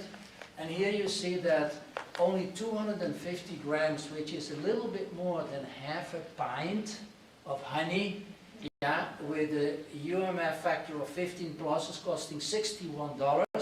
But when you go to 25 plus, Okay, so you know over 800 GMOs. You pay $252 for half a pint. So that is a tremendous amount of money. And I took this picture exiting New Zealand in Auckland at the airports because the Chinese people are buying this, yeah, like water. So this is a big industry for New Zealand, and I think we need to try to find out what other plants worldwide are available, yeah, that give us something very similar. Okay, comments and tips. So the bees come back to the hive. They use a lot of hive ventilation to start curing that nectar and converting it into honey, okay? And then after the honey is cured, they cap the cell with wax, okay? Unripe honey can cause fermentation. What is unripe honey? If that nectar is not properly cured and is not below 20% relative humidity, okay, if the pH is too high, we can have wild yeasts in our nectar, almost honey, okay, and that can cause later on fermentation, and then you can get bottles that even explode on you, so you need to be very careful. So you need to know what you are extracting, okay, and normally we say we want to have a nice frame, all, you know, the cells capped up till probably 10-20% can be uncapped, but if you put it on one side, you know, the nectar never should drip out, because if it starts dripping out the cells, you know that the nectar is not properly cured. We always extract raw honey, okay, that is what we like to have for most of the people in the area that want to buy local honey against allergies or other aspects of their health. Do not feed honey to infants less than 1 year old because of botulism spores. Again, this is raw product. Okay, young kids do not have, or pregnant women, yeah, they don't have enough immunity against botulism, so be careful with that. Every year you will read, especially in poorer countries, that babies less than a year die because of botulism. Crystallized honey can be re-liquefied by putting a jar in 120 degrees Fahrenheit water bath. It will take some time, could be an hour. Watch your temperature, because if it goes too high, you start caramelizing your honey. Yeah, but this is the way that it is normally done. There are, honey is hydrophilic, so it attracts water. So if you have it in a jar, you open it up, take your honey out, put your lid back, okay? Over time also, you know, honey can start forming different levels in your jar. Yeah, mix it up, because the lighter honey with more humidity will go to the top. You will get a higher relative or water content, and then you can get some more yeast or other growth in your honey. Raw honey is normally strained. That's what we do during the extraction process. You can do once, twice, or three, just with a sieve. It can be a cloth sieve. I will show you some examples. Creamed whipped honey, or creamed is whipped honey, and basically what we do is we break the honey, the sugar crystal so small, yeah, that the honey does not crystallize anymore. Allow bees to reuse the drawn out honey combs for next season. They will repair it very fast, probably within a week. So when you start extracting, try not to destroy your drawn out comb as much as possible, because bees need to use it next season. 8 pounds of honey to make 1 pound of beeswax. So again, they need a lot of resources to build these drawn out honeycombs. So be very careful.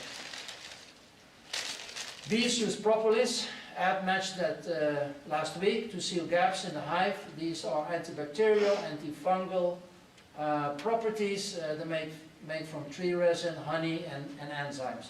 And some hives will make more than others, okay, but normally when you pop open the lid, yeah, they are normally sealed, yeah, with this product, the propolis.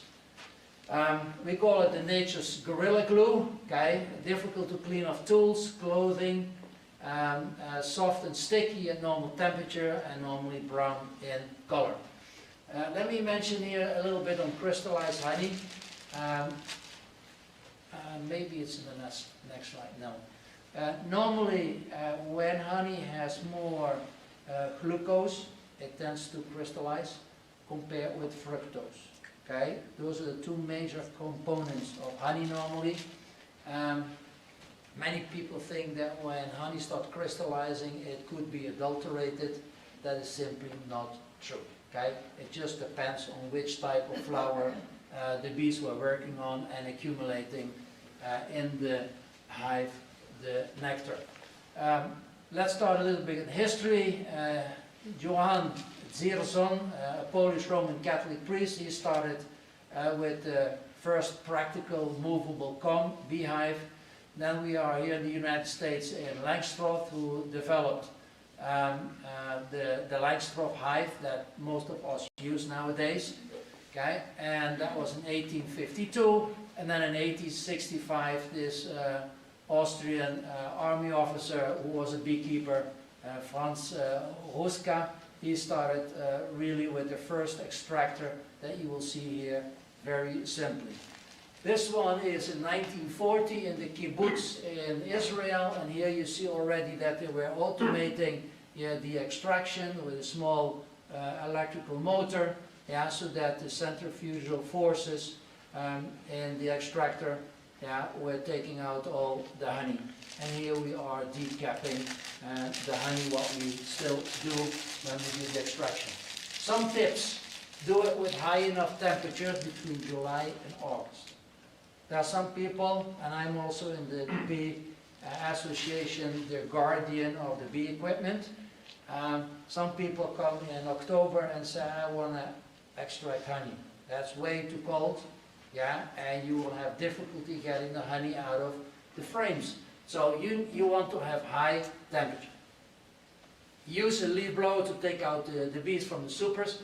I think that's the most easiest way to do, okay?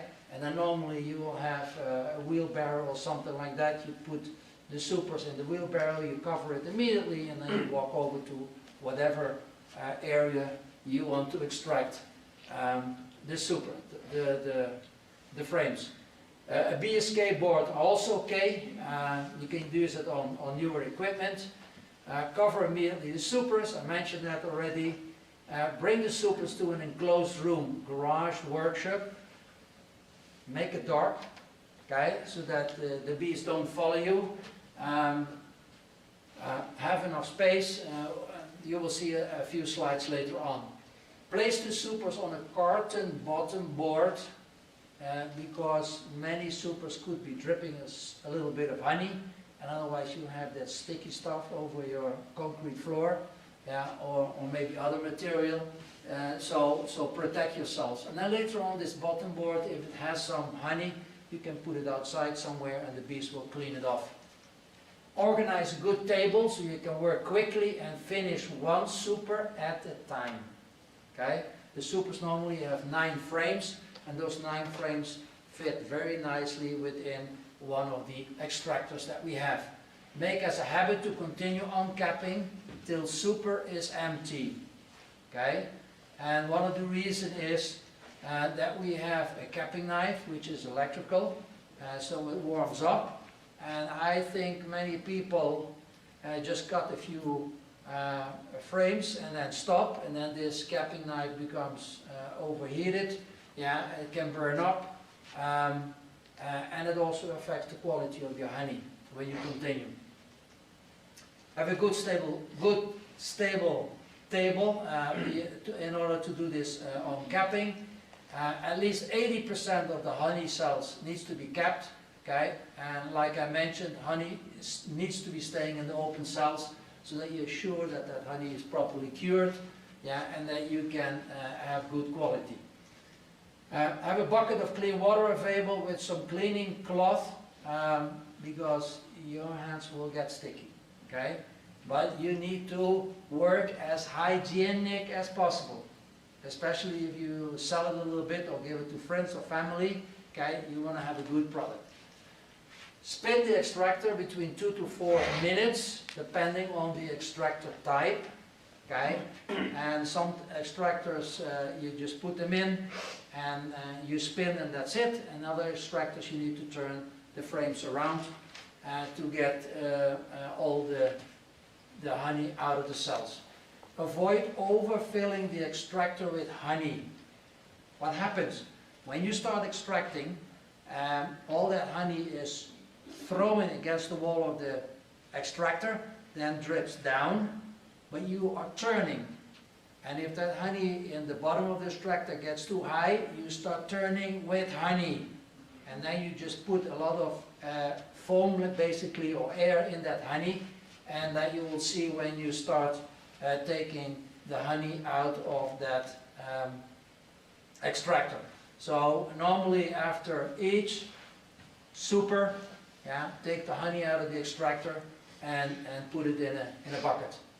Let honey settle for 24 or 48 hours in case you want to start bottling it in smaller jars. I avoid using plastic jars. Everything with me is a glass container, okay? Because that's the most hygienic, yeah, and you don't get any plastic fibers in your honey.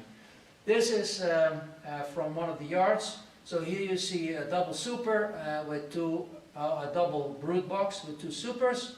Here you see 1 brood box and 3 supers, and here you see 1 or 2 brood boxes with 4 or 5 supers. So normally in Arkansas we extract only once a year. Okay, normally in June to August. Ed mentioned already, start extracting as soon as possible, even if there's still honey flow, but you need to have your frames capped, okay? You cannot start at the 15th of June extracting if your frames are not capped, okay? So that honey needs to be cured. But this is normally, in each of these supers you have around 30 pounds, so I would say in Northwest Arkansas we will get around 60 to 80 pounds of honey from, yeah, a double brood box in this area. You see here some cover below plastic so that they can see exactly what is dropping down. If some of the hive moths are there, you can see mites, you can see any ants, yeah, that want to try to get into your hive. Yeah, everything is then very clearly visible. Okay, so use a fan in the extraction area if you're in your garage, yeah, or your workshop, because it's hot, right? We like to extract when the temperature is over 80 degrees because then that nectar is very fluid and we get the maximum efficiency from our extraction. If wet and sweaty after taking the supers off your brood boxes, okay, take a nice shower and change to dry clothing before starting to extract, okay? You need to work hygienic. Straggle bees in the extraction area normally do not string. They will probably go to the light, to the windows. So open the top window to get them out. Honey attracts humidity, so check your relative humidity in the extraction area. You start extracting when it's dry, and normally in July, August, it is fairly dry. Okay, I probably would not extract after I had a tremendous rainstorm and there is a high humidity in the whole area. Wax cappings hold a lot of honey. So when we decap the frames, okay, those wax cappings, you want to save, and normally we try to reuse them, especially if you work with plastic frames. So then you don't need to buy wax from the outside. No, you have your own wax, yeah, with the lowest amount of, let's say, pesticides, insecticides within that wax. So you have a top product to work with. After finishing, place damage super frames on top of the hives again, okay, for repair. And normally, my experience is within a week, those bees have worked on those supers, on those frames. They draw the wax out very nicely, and then you take them off because they are basically still empty, and then you try to store them. If enough outside space, let bees clean the extraction equipment, okay? Avoid doing that if you don't have a large garden, because you will have a lot of bees coming for that honey, okay? So place the equipment far enough from your house and avoid trouble with your neighbor. Okay? If you want to piss off your neighbor, do this in your garden. If you have a swimming pool, try to keep them away from the swimming pool, because people will not be able to swim close by. I prefer to clean the extractor and the buckets fairly fast after I finish, so I don't have this problem. Normally what I also see is when I leave my uncleaned equipment outside for bees to clean, you will lose a fair amount of bees because it's very sticky, so some bees don't make it. So here we are in a workshop. Here you see the uncapped frames.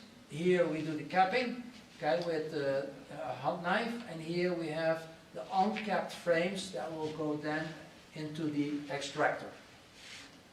Okay, so here you see all these frames is very nicely capped. This one is almost 100%. Here we have some open spaces. So again, keep it on one side and see if the nectar or the honey is dripping out.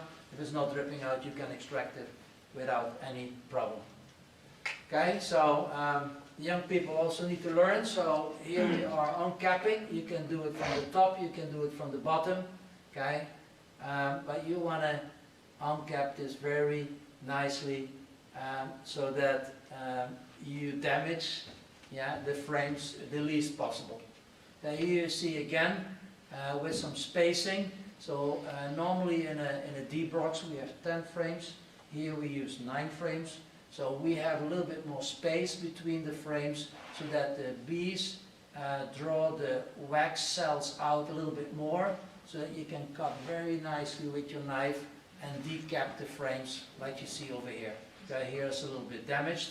That's not the way you want to do it.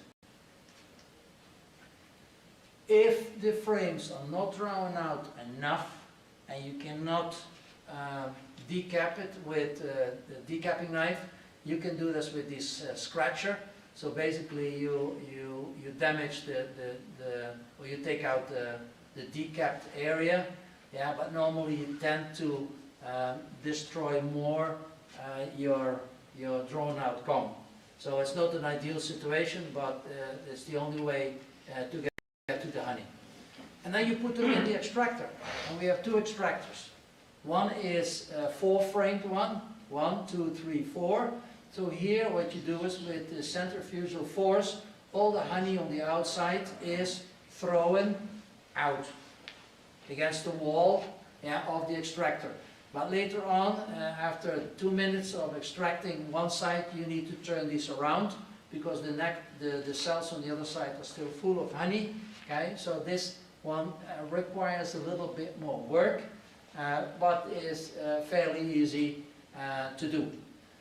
This is a 9-frame extractor in which basically because of the inclination of the cells from both sides, the honey is thrown out against the wall of the extractor and then dripping down to the bottom. So here we have 3, so this is a 9, 3 times 3, a 9 frame extractor.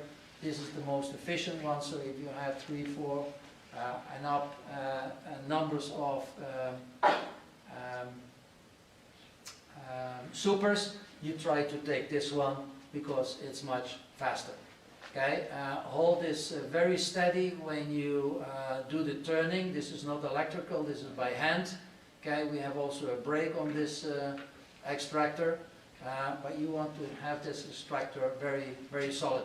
In the bottom we have a small round bullet, okay, on which this axle runs. Okay, when you clean the equipment, be sure you don't lose that bullet. Okay. Here are the sieves. So those are the sieves that we use when we get the honey out of the extractor. These have several different diameters and grades, so you can use a cloth sieve first and then go to these smaller holes to take all the rough debris out. Okay, it can be part of the honeycomb, can be some dead bees, whatever. Okay, and here you see the decapping knife. This one was returned, was not cleaned properly. Okay, so this is what happens when you overheat the knife.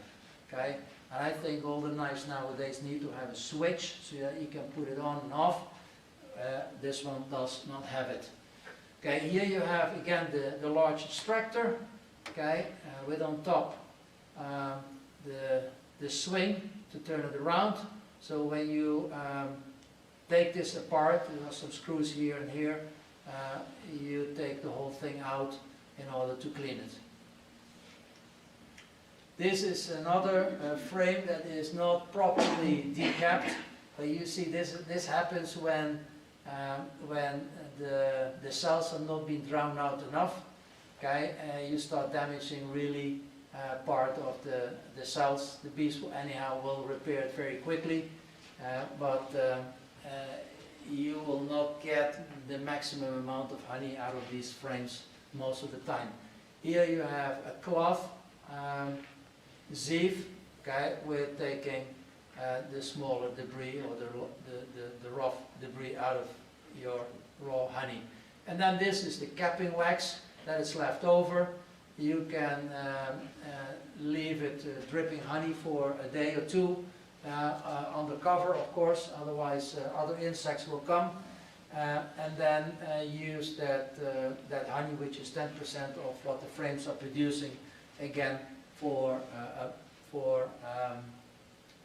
honey. Or you can heat it up because you want to heat up this wax later on and make a nice block. This still has a lot of honey in them, and then use that as for cooking purposes. Okay, so this is the final product in a nice bucket that came out of the extractor, and then you start putting it in bottles. Okay, I use these glass wine bottles that I always save, so I have always a reason why I drink wine. Okay. And then you can store it in a dark place, cool dark place in your house for a long time. And then again, part of your honey can crystallize, and part of your honey it can stay liquid for many years. I have a small collection of my honey that I started extracting as of 2009. Yeah, and I still have honey in certain years that is still liquid.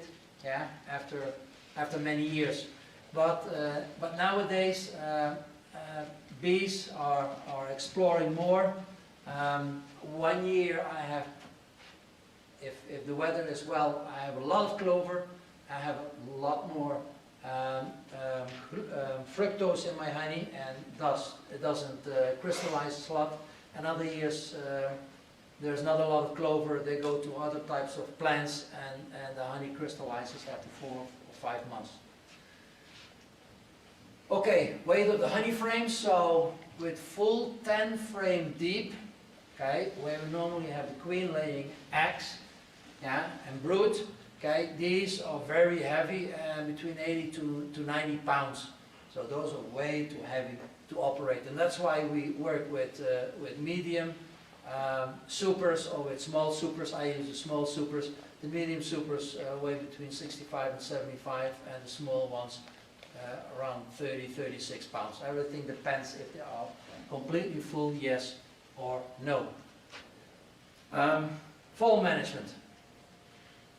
So we extract in July, August, normally when it's hot, okay, and then at the end of August, beginning of September, you have extracted, you have let your bees cleaned up and repaired all the frames, okay, the wax, and you start preparing for autumn and the winter. So you need to know dry month, July, August, September, okay, autumn flowers, do we have them to replenish the hives with enough reserves for the winter, or do you need to start feeding? You check for mites, okay, what is the infestation level, so you don't have supers, you have your bees more concentrated in 1 or 2 brood boxes, okay, so you are checking now in this period, and normally the mite population starts very low in March, April, and then start climbing. Yeah, the more the queen is laying, yeah, the more possibility for mite reproduction. We will discuss that next week. So you can go pretty high up by the end of August, beginning of September. So this is the period when you check for mites. Need to stimulate the queen to make a good batch of new bees. I learned that from our president. He said one of the best ways to get your bees going through the winter, yeah, is that you feed it in the beginning of September, yeah, with a sugar solution, yeah, 1:1, and give it also some extra protein so that really the queen makes a nice batch of young bees that can go through the winter. Okay, so we give for 2 weeks the 1:1 sugar solution, a protein strip on top of the frames, so that the bees process that very quickly. Now you need to watch for hive beetles, because they love those protein strips also, yeah, and they will put some eggs in there. So you want the bees to clean those protein strips within a week, yeah, and put them in the cells for the alimentation, for the feeding of the young brood. After you confirm visually if the queen is laying and more brood is on the way, you can switch to a sugar water solution of 2:1. So this is more concentrated. Basically here we have 66% sugar, okay, because the temperatures are going down, we're going to the autumn, the bees don't have the time to really process a 1:1 solution for many more weeks. Although nowadays we see that the seasons are shifting. Okay, in the last 2 years we had a very warm September and even October. But normally you give them this sugar solution 2:1 to build up reserves within the hive. You can pick up the hives. A single brood box you can do it yourself. If you have a double one with another person, and then you can feel the weight and have an estimate a little bit how much honey reserves do I have in my hive, and if I need to keep feeding after you have done that, probably for several weeks, okay, because you want your hive to survive the winter. Check again for mite drops, so you know if a treatment is warranted. Okay, so at the end of August, beginning of September, I do this normally twice a month. I put a sticky board over my hive and I count the natural mite drops, and so I have a little bit an idea what is happening. And if I have it too high in the end of August, I treat, okay, and then you want to check a few weeks later if that treatment was very successful. Continue to have water resources available. It's amazing. We have now some warm days, you know, with 60, 65, 70 degrees Fahrenheit. I have water available, and my bees are taking in water in the middle of the winter. Okay? Combine weak hives with strong hives. Ed mentions that a little bit. So also in the autumn, you can check, did the queen lay enough during the spring and the early summer month? Do I need to combine hives so that they can form a nice cluster, yeah, that produces enough heat for them to go through the winter, because a very small cluster normally doesn't make it. Leave at least 1 super or 30 pounds of honey in the hive as a reserve. I would say for Northwest Arkansas, that's probably okay, but if you go more north, you probably need to go double. Never wrap plastic tightly around the hives for the winter if you want to insulate more the hive, because you will suffocate them. Okay, we don't want too high relative humidity in the hive, because that will induce other problems health-wise, okay? Fungus, bacterial issues that we discuss next week. Monitor the hive entrance, okay? So you want to see a little bit how many bees are coming in and out, okay? So in late spring, when you have a very strong hive, I want to count 100, 120 bees going in and 120 coming back in. Okay, so I have a stopwatch and I try to count, and it's difficult. Okay, it's difficult. Yeah, but you have an idea how strong your hive is, and if they're doing well. On a mild winter day, when bees are flying, again, lift the cover and peek inside. Okay, don't remove frames and see, do you have only 2 frames? Will you see some bees, or you have half of the hive, of the box, or the whole ones? Okay, so I did it yesterday. Okay, yesterday or the day before, when we were in the 65 degrees Fahrenheit area, I had all my bees outside flying around, and I peeked inside. So now I know exactly which hives are strong hives, and now I'm already starting to think that is a weak one, which frames I can combine in early spring, as what Ed was mentioning before. Check for capped honey stores, and if hive is too light, start feeding, and keep feeding till the bees bring in pollen and nectar. Okay?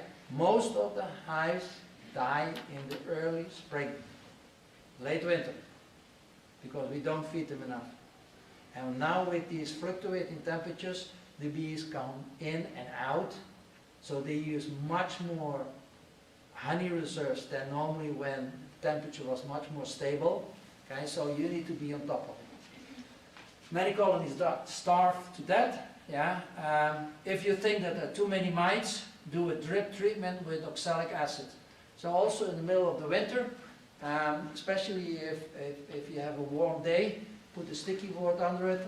It's not invasive. You don't need to go into the hive. Okay, and you count in 3 days how many mites are dropping. Okay, you put that in a piece of paper, in a program, in an Excel program. You can even graph it. Okay, and then you can define, do I need to make a treatment, yes or no?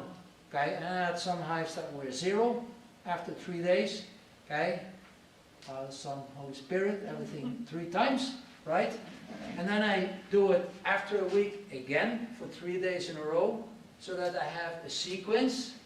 Okay, and then you get familiar with this method, and you know a little bit, 1 or 2 hives on a daily basis, acceptable. But if you go to 9 mites on a daily basis, it's too many. You need to apply a treatment with oxalic acid, which we will also discuss next week. Clean, repair, and store your equipment. You're in the winter, you have probably not that much to do, so you prepare yourself for the spring. Order equipment if needed for the next season, yeah, if you need to replace some stuff. And of course, attend bee club meetings and ask all the time the right question. I got a question. How far does the water source, how far can the water source be? Like, I'm close to a lake, like a couple 100 yards. Then they probably will go to the lake, but it's very funny. I have a pond in front of my house, and a large one, and they can go very easily to the pond. I have a neighbor with a swimming pool, and you are surprised that often the bees go not where you think they will go. Okay? So I place strategically, what, 10 yards, 20 yards from where I have them lined up, all my hives. I put an open basin, and man, it's covered. Okay, and then you just clean it regularly, at least every 2 weeks, okay, with some chlorine, okay, because otherwise you get some sticky stuff because it's in the sun. So you don't want molds or fungus or anything starting to grow, and you want clean water. We always say, you know, food, okay, for the bees it's nectar and pollen, but water is also a food source, okay, and a very important one. Okay, and then also, when you do the feeding, Just keep the questions, we're gonna have a. oh, I'm sorry, I'll wait. Okay, that's it. Thank you very much.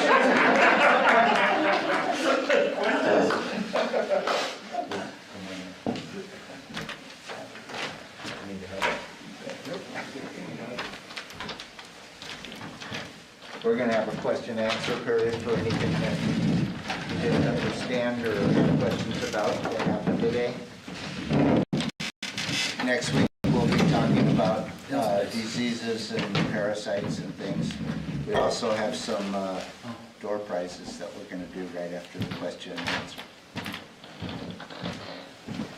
We've mostly talked about like honey production from the bees, but when you were talking about the cap wax production, I was just curious about that. Can you vary up like what sort of wax is produced, or is it all pretty much the same?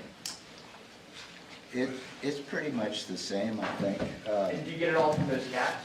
Yeah, I mean, you can melt down frames too, but if they're still young enough, not getting too dark, you want to use those again.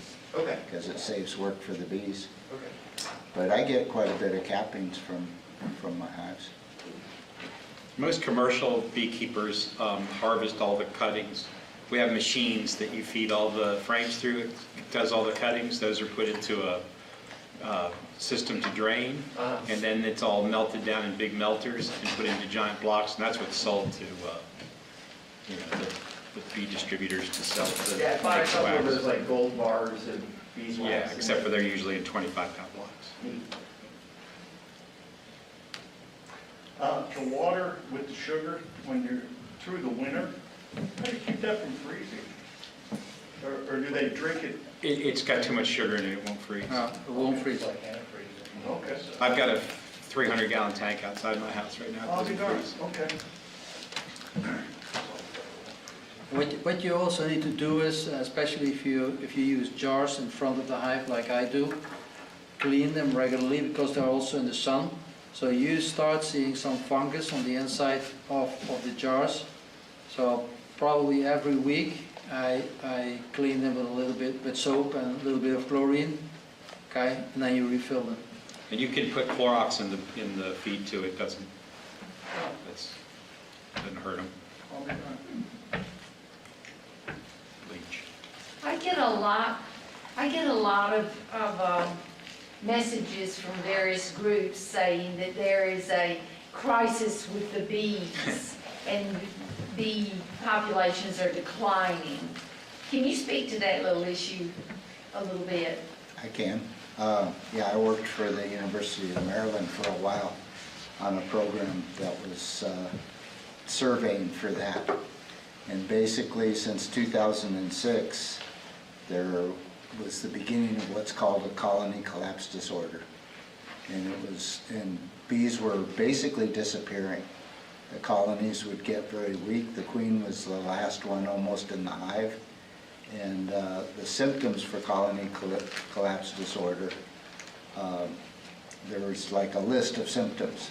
A lot of those have disappeared in the last couple of years, but bees are still dying at about an average rate of about 30 to 35% a year. And that's been going on since 2006. which is a big loss. I mean, if it was cattle, people would be freaking out. With bees, they think, oh, okay. But bees are so important that it is important, and it is hurting the bees a lot. The commercial beekeepers are basically splitting their hives more in order to make up their losses, which is weakening the bees even more. Since all this happened, and the colony collapse disorder symptoms started dissipating a little bit, they started looking at other things that were causing it. And the first thing everybody thought was pesticides, because there was a class of pesticides that were developed in 2006. And it's still believed to some extent that that's the main problem. They're called neonicotinoids. And it's a systemic pesticide that goes from the soil or the seed through the whole plant, comes out in the nectar and pollen. The bees take it in and they feed it to their babies. And so it causes a lot of problems, but that isn't the only problem. Really, the colony collapse disorder is a whole group of problems. One of the main ones is the varroa mite that we'll be talking about next week, because it also causes other diseases besides just being a parasite. I would say, though, that that is not something you have to worry about. That's commercial beekeepers that have these problems. That you, as hobby beekeepers, or 10 or 20 hives, or 5 or 2 or whatever, you're going to be able to take much better care. If you think about a commercial beekeeper, the way it works in that world is we move our bees 2 or 3 times a year in mass quantities on giant tractor trailers. That's super disruptive if you think about it. They're stacked up, they're loaded up, they're put nets on, and they drive down the road. You unload them, you make their lives incredibly complex and stressful. And all of that stress causes problems. And queens die and lots of things happen. Well, you're not going to do that. You're going to load your bees up and drive them across town and move them with forklifts. You're going to be able to take much better care. And that's what I was talking about earlier. I know some commercial beekeepers that are fanatical about the cleanliness of their operations, and their bees do not die at the rates that others do. And I know other beekeepers that their practices are to load and move. That's what they do. They load them up, they move them to a new pollen source, they pollinate the crops, and they move the dead ones to one truck and the live ones to another truck, and they ship them to another site. That causes some of the things Ed's talking about. And so the whole colony collapse is part of the problem with it, and part of the research problem that I witnessed firsthand is that because the government started subsidizing or paying for the collapse, bee practices changed, management practices changed. Because if I load all my deads on one truck and I send my accounting to the government, they would send me a check. Well, that didn't motivate the beekeepers to do a better job. And so you as beekeepers will be able to do much better job than what commercial beekeepers can do because of the practice in general that is in there, that they have to go through. Their livelihoods are made by those bees. They have to move them all around to make honey, and right now most of the bees are in California. That's a long ways. So, I would worry about it. You mentioned when the Manuka honey, is only produced in New Zealand. Where in the U.S. produces the best honey? Like, I mean, and that, maybe that's a debate question, but. Yeah, that's definitely a debate question, and actually a year ago, October, I guess it was, the Arkansas Beekeepers Association had their annual meeting in Bentonville. One of the speakers was a researcher who found out through her studies, and it was actually her doctorate, that the natural honey in Arkansas, not the crop honey from the bottomlands, but the natural honey in Arkansas is the closest thing to Manuka honey. Manuka? Oh, cool, really? Now, Manuka honey is darker honey, okay? Yeah. And I brought once to the club Manuka honey and another type of honey from New Zealand. It's called Pohutukawa. and that one is like white chocolate. And that one is much more tasteful than the Manuka honey. But the Manuka honey has this very high level of antibacterial activity. Okay. Okay, so you finding a honey that's very tasteful and at the same time has a lot of other good properties, yeah, is probably pretty difficult. Okay. Okay. You talked a lot about balancing hives and moving frames from weaker hives, stronger hives, and back. If you're new to beekeeping and you don't want to get in too over your head, how many hives would you recommend starting with so that you can still take advantage of those practices, but you're not trying to maintain more than you're able to maintain? I would say you have to have at least 2 hives. Yeah. You should, and there, beekeeping is kind of an expensive hobby. And so, but once you own all your equipment, your veil and your smoker and your tools, that money's set. And then you have your boxes. And, you know, so once you have your equipment, the bees are more, you know, it can be a little more fluid. But you need at least a couple hives, 2 at least, so that you can contrast and compare. But, you know, I would have no less than 2, and I would recommend no more than 5 or 6. And if you get more than that, it becomes work and it's not fun, and you need to, you know, check your quality of life. I totally agree. And what he said about comparing is probably the most important, but also to be able to do, you know, like if you found out that one of your hives went queenless and they didn't manage to replace the queen that they lost, you have brood from the other hive that you can help them with. And I'm very picky, so if I open a hive and the bees are kind of grumpy, I eliminate the queen and combine the hive. I won't put up with it. I don't like it. I don't want the genetic. I just get rid of it altogether. And I combine the hive. And and then I can always make another one. You know, you can always go the other way, but you should never put up with bees that don't treat you the way you want to be treated.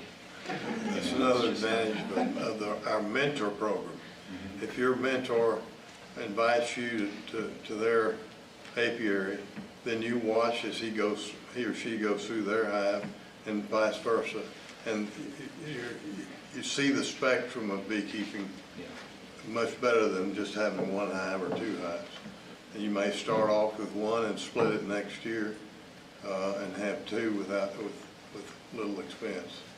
And the other thing about having multiple hives, so in the world that when I was in the business, we would keep nuke yards to make queens. And the commercial guys that went out to the fields, the guys, they would take, it was all guys, sometimes there were gals, but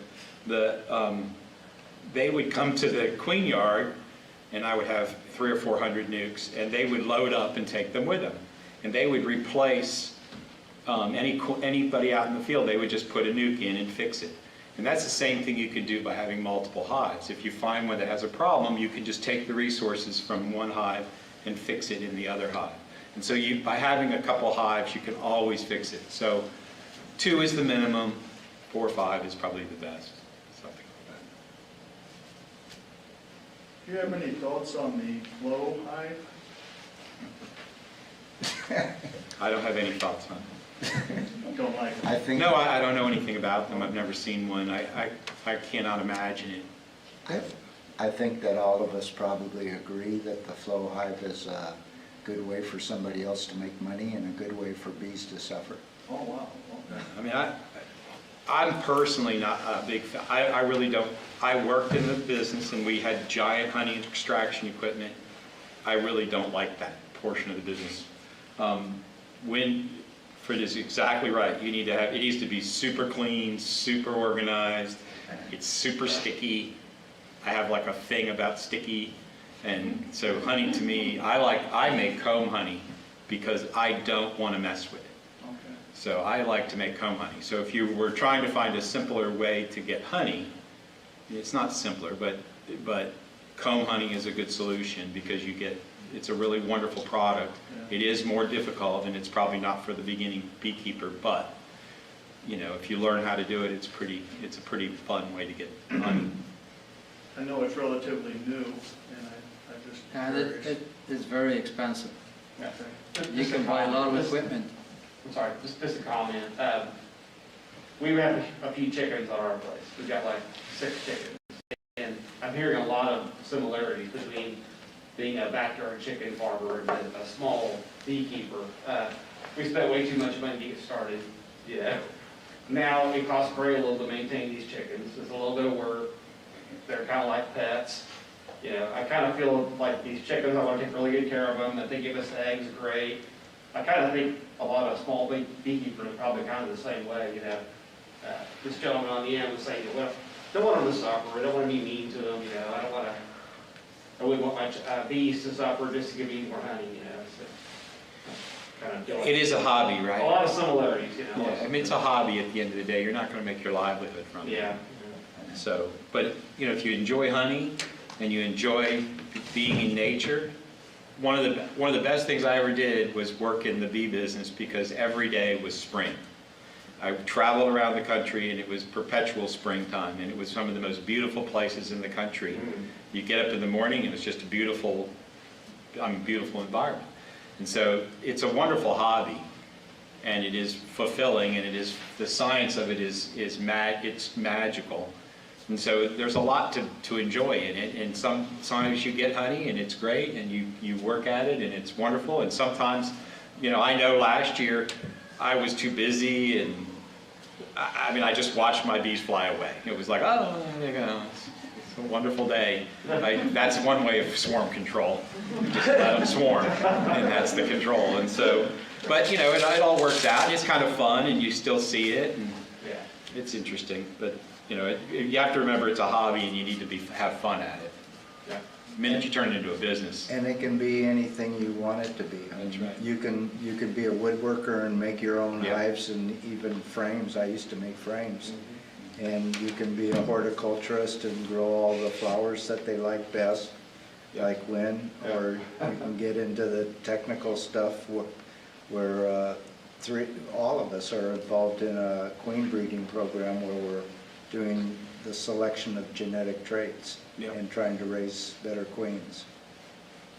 And so, you can get into it at any level. If you just want to keep a few hives in the backyard, it's not very much work. But the dogs might like it. That's his wife. Can't talk.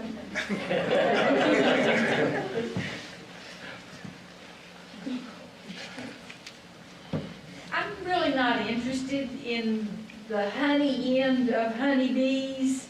I'm interested in the pollination qualities of the honeybees. Can you kind of just let the bees, check on them, but leave the honey there for them all the time and not go through all this extraction process? Yeah, Absolutely. yeah. If you go, Two hives, you say, within? if you could do, so you do not have to stack up a bunch of boxes to collect a bunch of honey. They will pack the box, and they'll regulate their environment. They'll stop the queen from laying. They'll trap her on the side of the box or on the lid, and they'll fill the box with honey, and then it'll be full. And they'll stick it everywhere they can, and then they'll eat it. And that's the way it'll go. And so they'll control their environment, correct? Yeah, You see it? the only problem with not attending to them is the diseases Yeah, and parasites. absolutely. Is what I'm saying? Diseases and parasites that we're going to talk about next week. Yeah, you can't not take care of them. If you just stick them out in the backyard, they'll probably live for a while, but they will eventually perish. And something will get them. Some disease will happen. There's a lot of viruses, and they're a social insect, so And they don't wear masks. It's with all live animals. that's right. If you have a dog, you have a cat, if you don't take care of it, Yep. and the bees the same. But it doesn't take a lot. And you can be very methodical, and you don't have to test. You could just say, I'm going to be prophylactic about the way I do things, and they're going to talk about treatments and stuff. There are ways to deal with it, both chemically and non-chemically, to manage your hive so that they will survive. Or you have a much greater chance. You can do things, lots of things that I'm sure they'll cover, but you do not have to be in the honey business, because that's me, I don't like the honey. Can you speak at all to encouraging and wild bees or other types of bees other than honeybees? Now, it depends a little bit on what kind of garden you have. So you can plant, for again, bumblebees. Bumblebees pollinate more than 20% of all the flowers. So I have a lot of bumblebees, and they compete with my honeybees. Okay, because my garden is spectacular in the summer. Okay, every tree, every bush, and you combine several, bushes of the same species. Man, it's a microclimate of insects. Everything is there. Okay, even the traditional, the original bees, the very small bees from the New World are there. Okay, and bumblebees, we know in several states, bumblebees are going down the drain very fast. So they are also now in retreat. So I think if you plant very specific, you will help honeybees, bumblebees, any kind of insects that pollinates. And I think there are a lot of hives in Fayetteville. So, and these bees cover quite a large area. Okay, so they will come to your garden.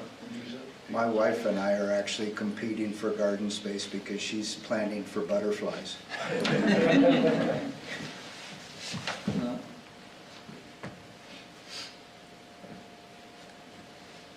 As far as like the native pollinators versus like the honeybees, have you guys seen any issues? I mean, I've read articles of course, but as far as like the commercial, that's more what it's been geared towards, how they affect the local native pollinator population.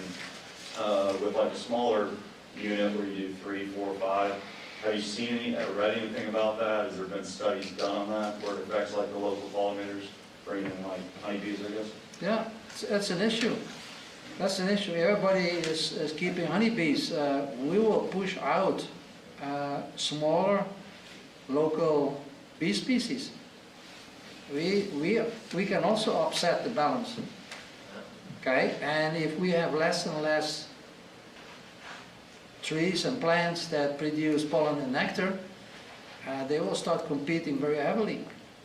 So definitely. Okay. Is there like a threshold there, I guess? I mean, probably not nothing precise, but. That is difficult, but the most important thing is that if you have, let's say, a bee garden, you will attract a lot of insects. And I always tell my wife, I see so many bumblebees, 3 different species in my garden. I see, besides my honeybee, 2 other smaller bee species. And as long as I see them in my garden, I know I have enough food supply to maintain them. Okay? I got several compost areas where I know the bumblebees go and overwinter. So you need to just read up on it and very specifically plant what works in this area. It's become a big issue recently about protecting the solitary and other native bees. Honeybees, like I told you last week, are not native to the Americas, but they've been here for 400 years. And now they're endemic, but they're not native. And if we all promote more flowers and things, I think we can keep the balance. The problem isn't really, well, the problem might be a little bit that honeybees are over foraging for the other bees to do well, but even more the problem is urban sprawl and monoculture, agriculture. we're losing the flowers, or we're losing the varieties. And if beekeepers are planting and promoting more planting, that's going to help them all. Now, how many people have grass in front of their house and they're spraying against white clover? They want to kill it. And we like to have it for the bees. So there's a lot of misunderstanding. And that's one of the purposes of the club, right, Ed? Yeah. Yes. Actually, and I haven't brought this up at our board meetings yet, but I moved here from Mountain View, Arkansas. We were the first bee city in the state. And what it entails being a bee city is that the city promotes more flowering. You can get grants from the highway department that instead of them spraying alongside the road, that they're planting wildflowers. And I think, this isn't a board meeting, but I think that we ought to be looking at that. Great. Eureka Springs, by the way, is the second bee city in the state. Yeah. Long time. Questions? You're waiting for the door prize, I can tell. That's right. So who all is going to get, who all has bees? Anybody? Nobody? You do? And who all is going to get bees?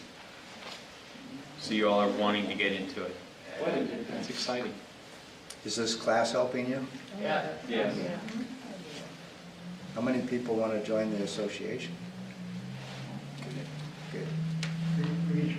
The association's got a lot of advantages.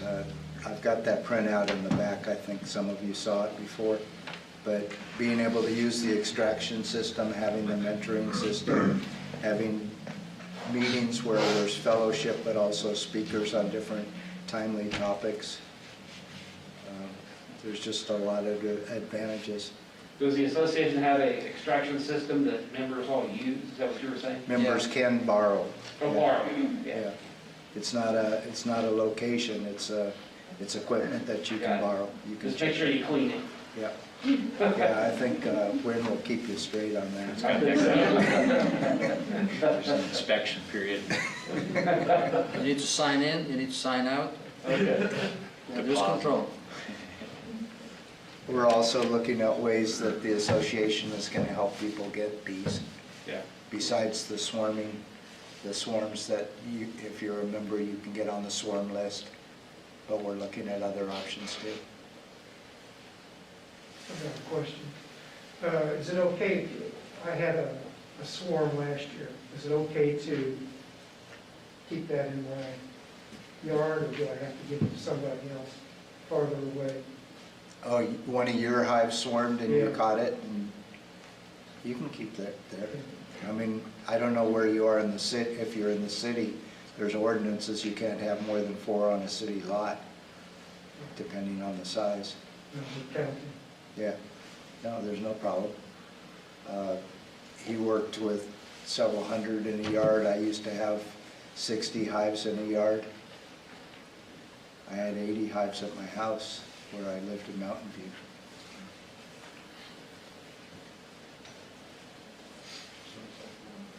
Any others?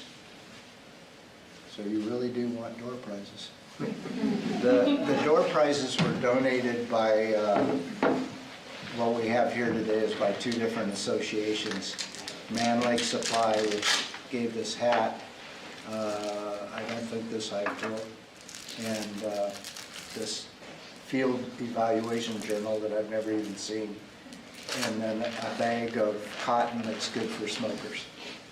So the first name that Jim draws out of here, if you can get your hand in there. I can't get my hand in. We need somebody with a small hand. Jesus. No way. Dump it out of the table. Somebody with a small hand. And the answer is? The number is?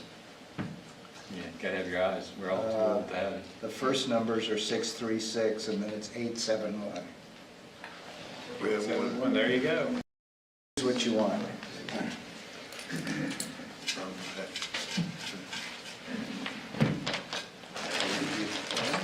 it's not gonna get drawn twice. What's that? I said, I believe you, and it's not gonna get drawn twice.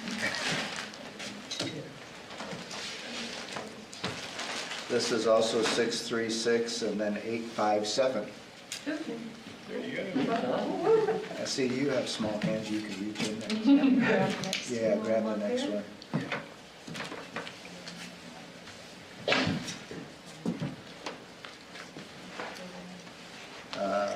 636869. There you go. Got a Hive tool or evaluation journal? That was a good choice.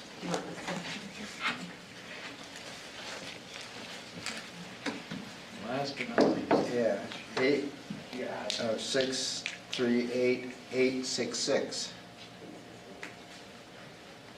There you Yeah, go. You get the book.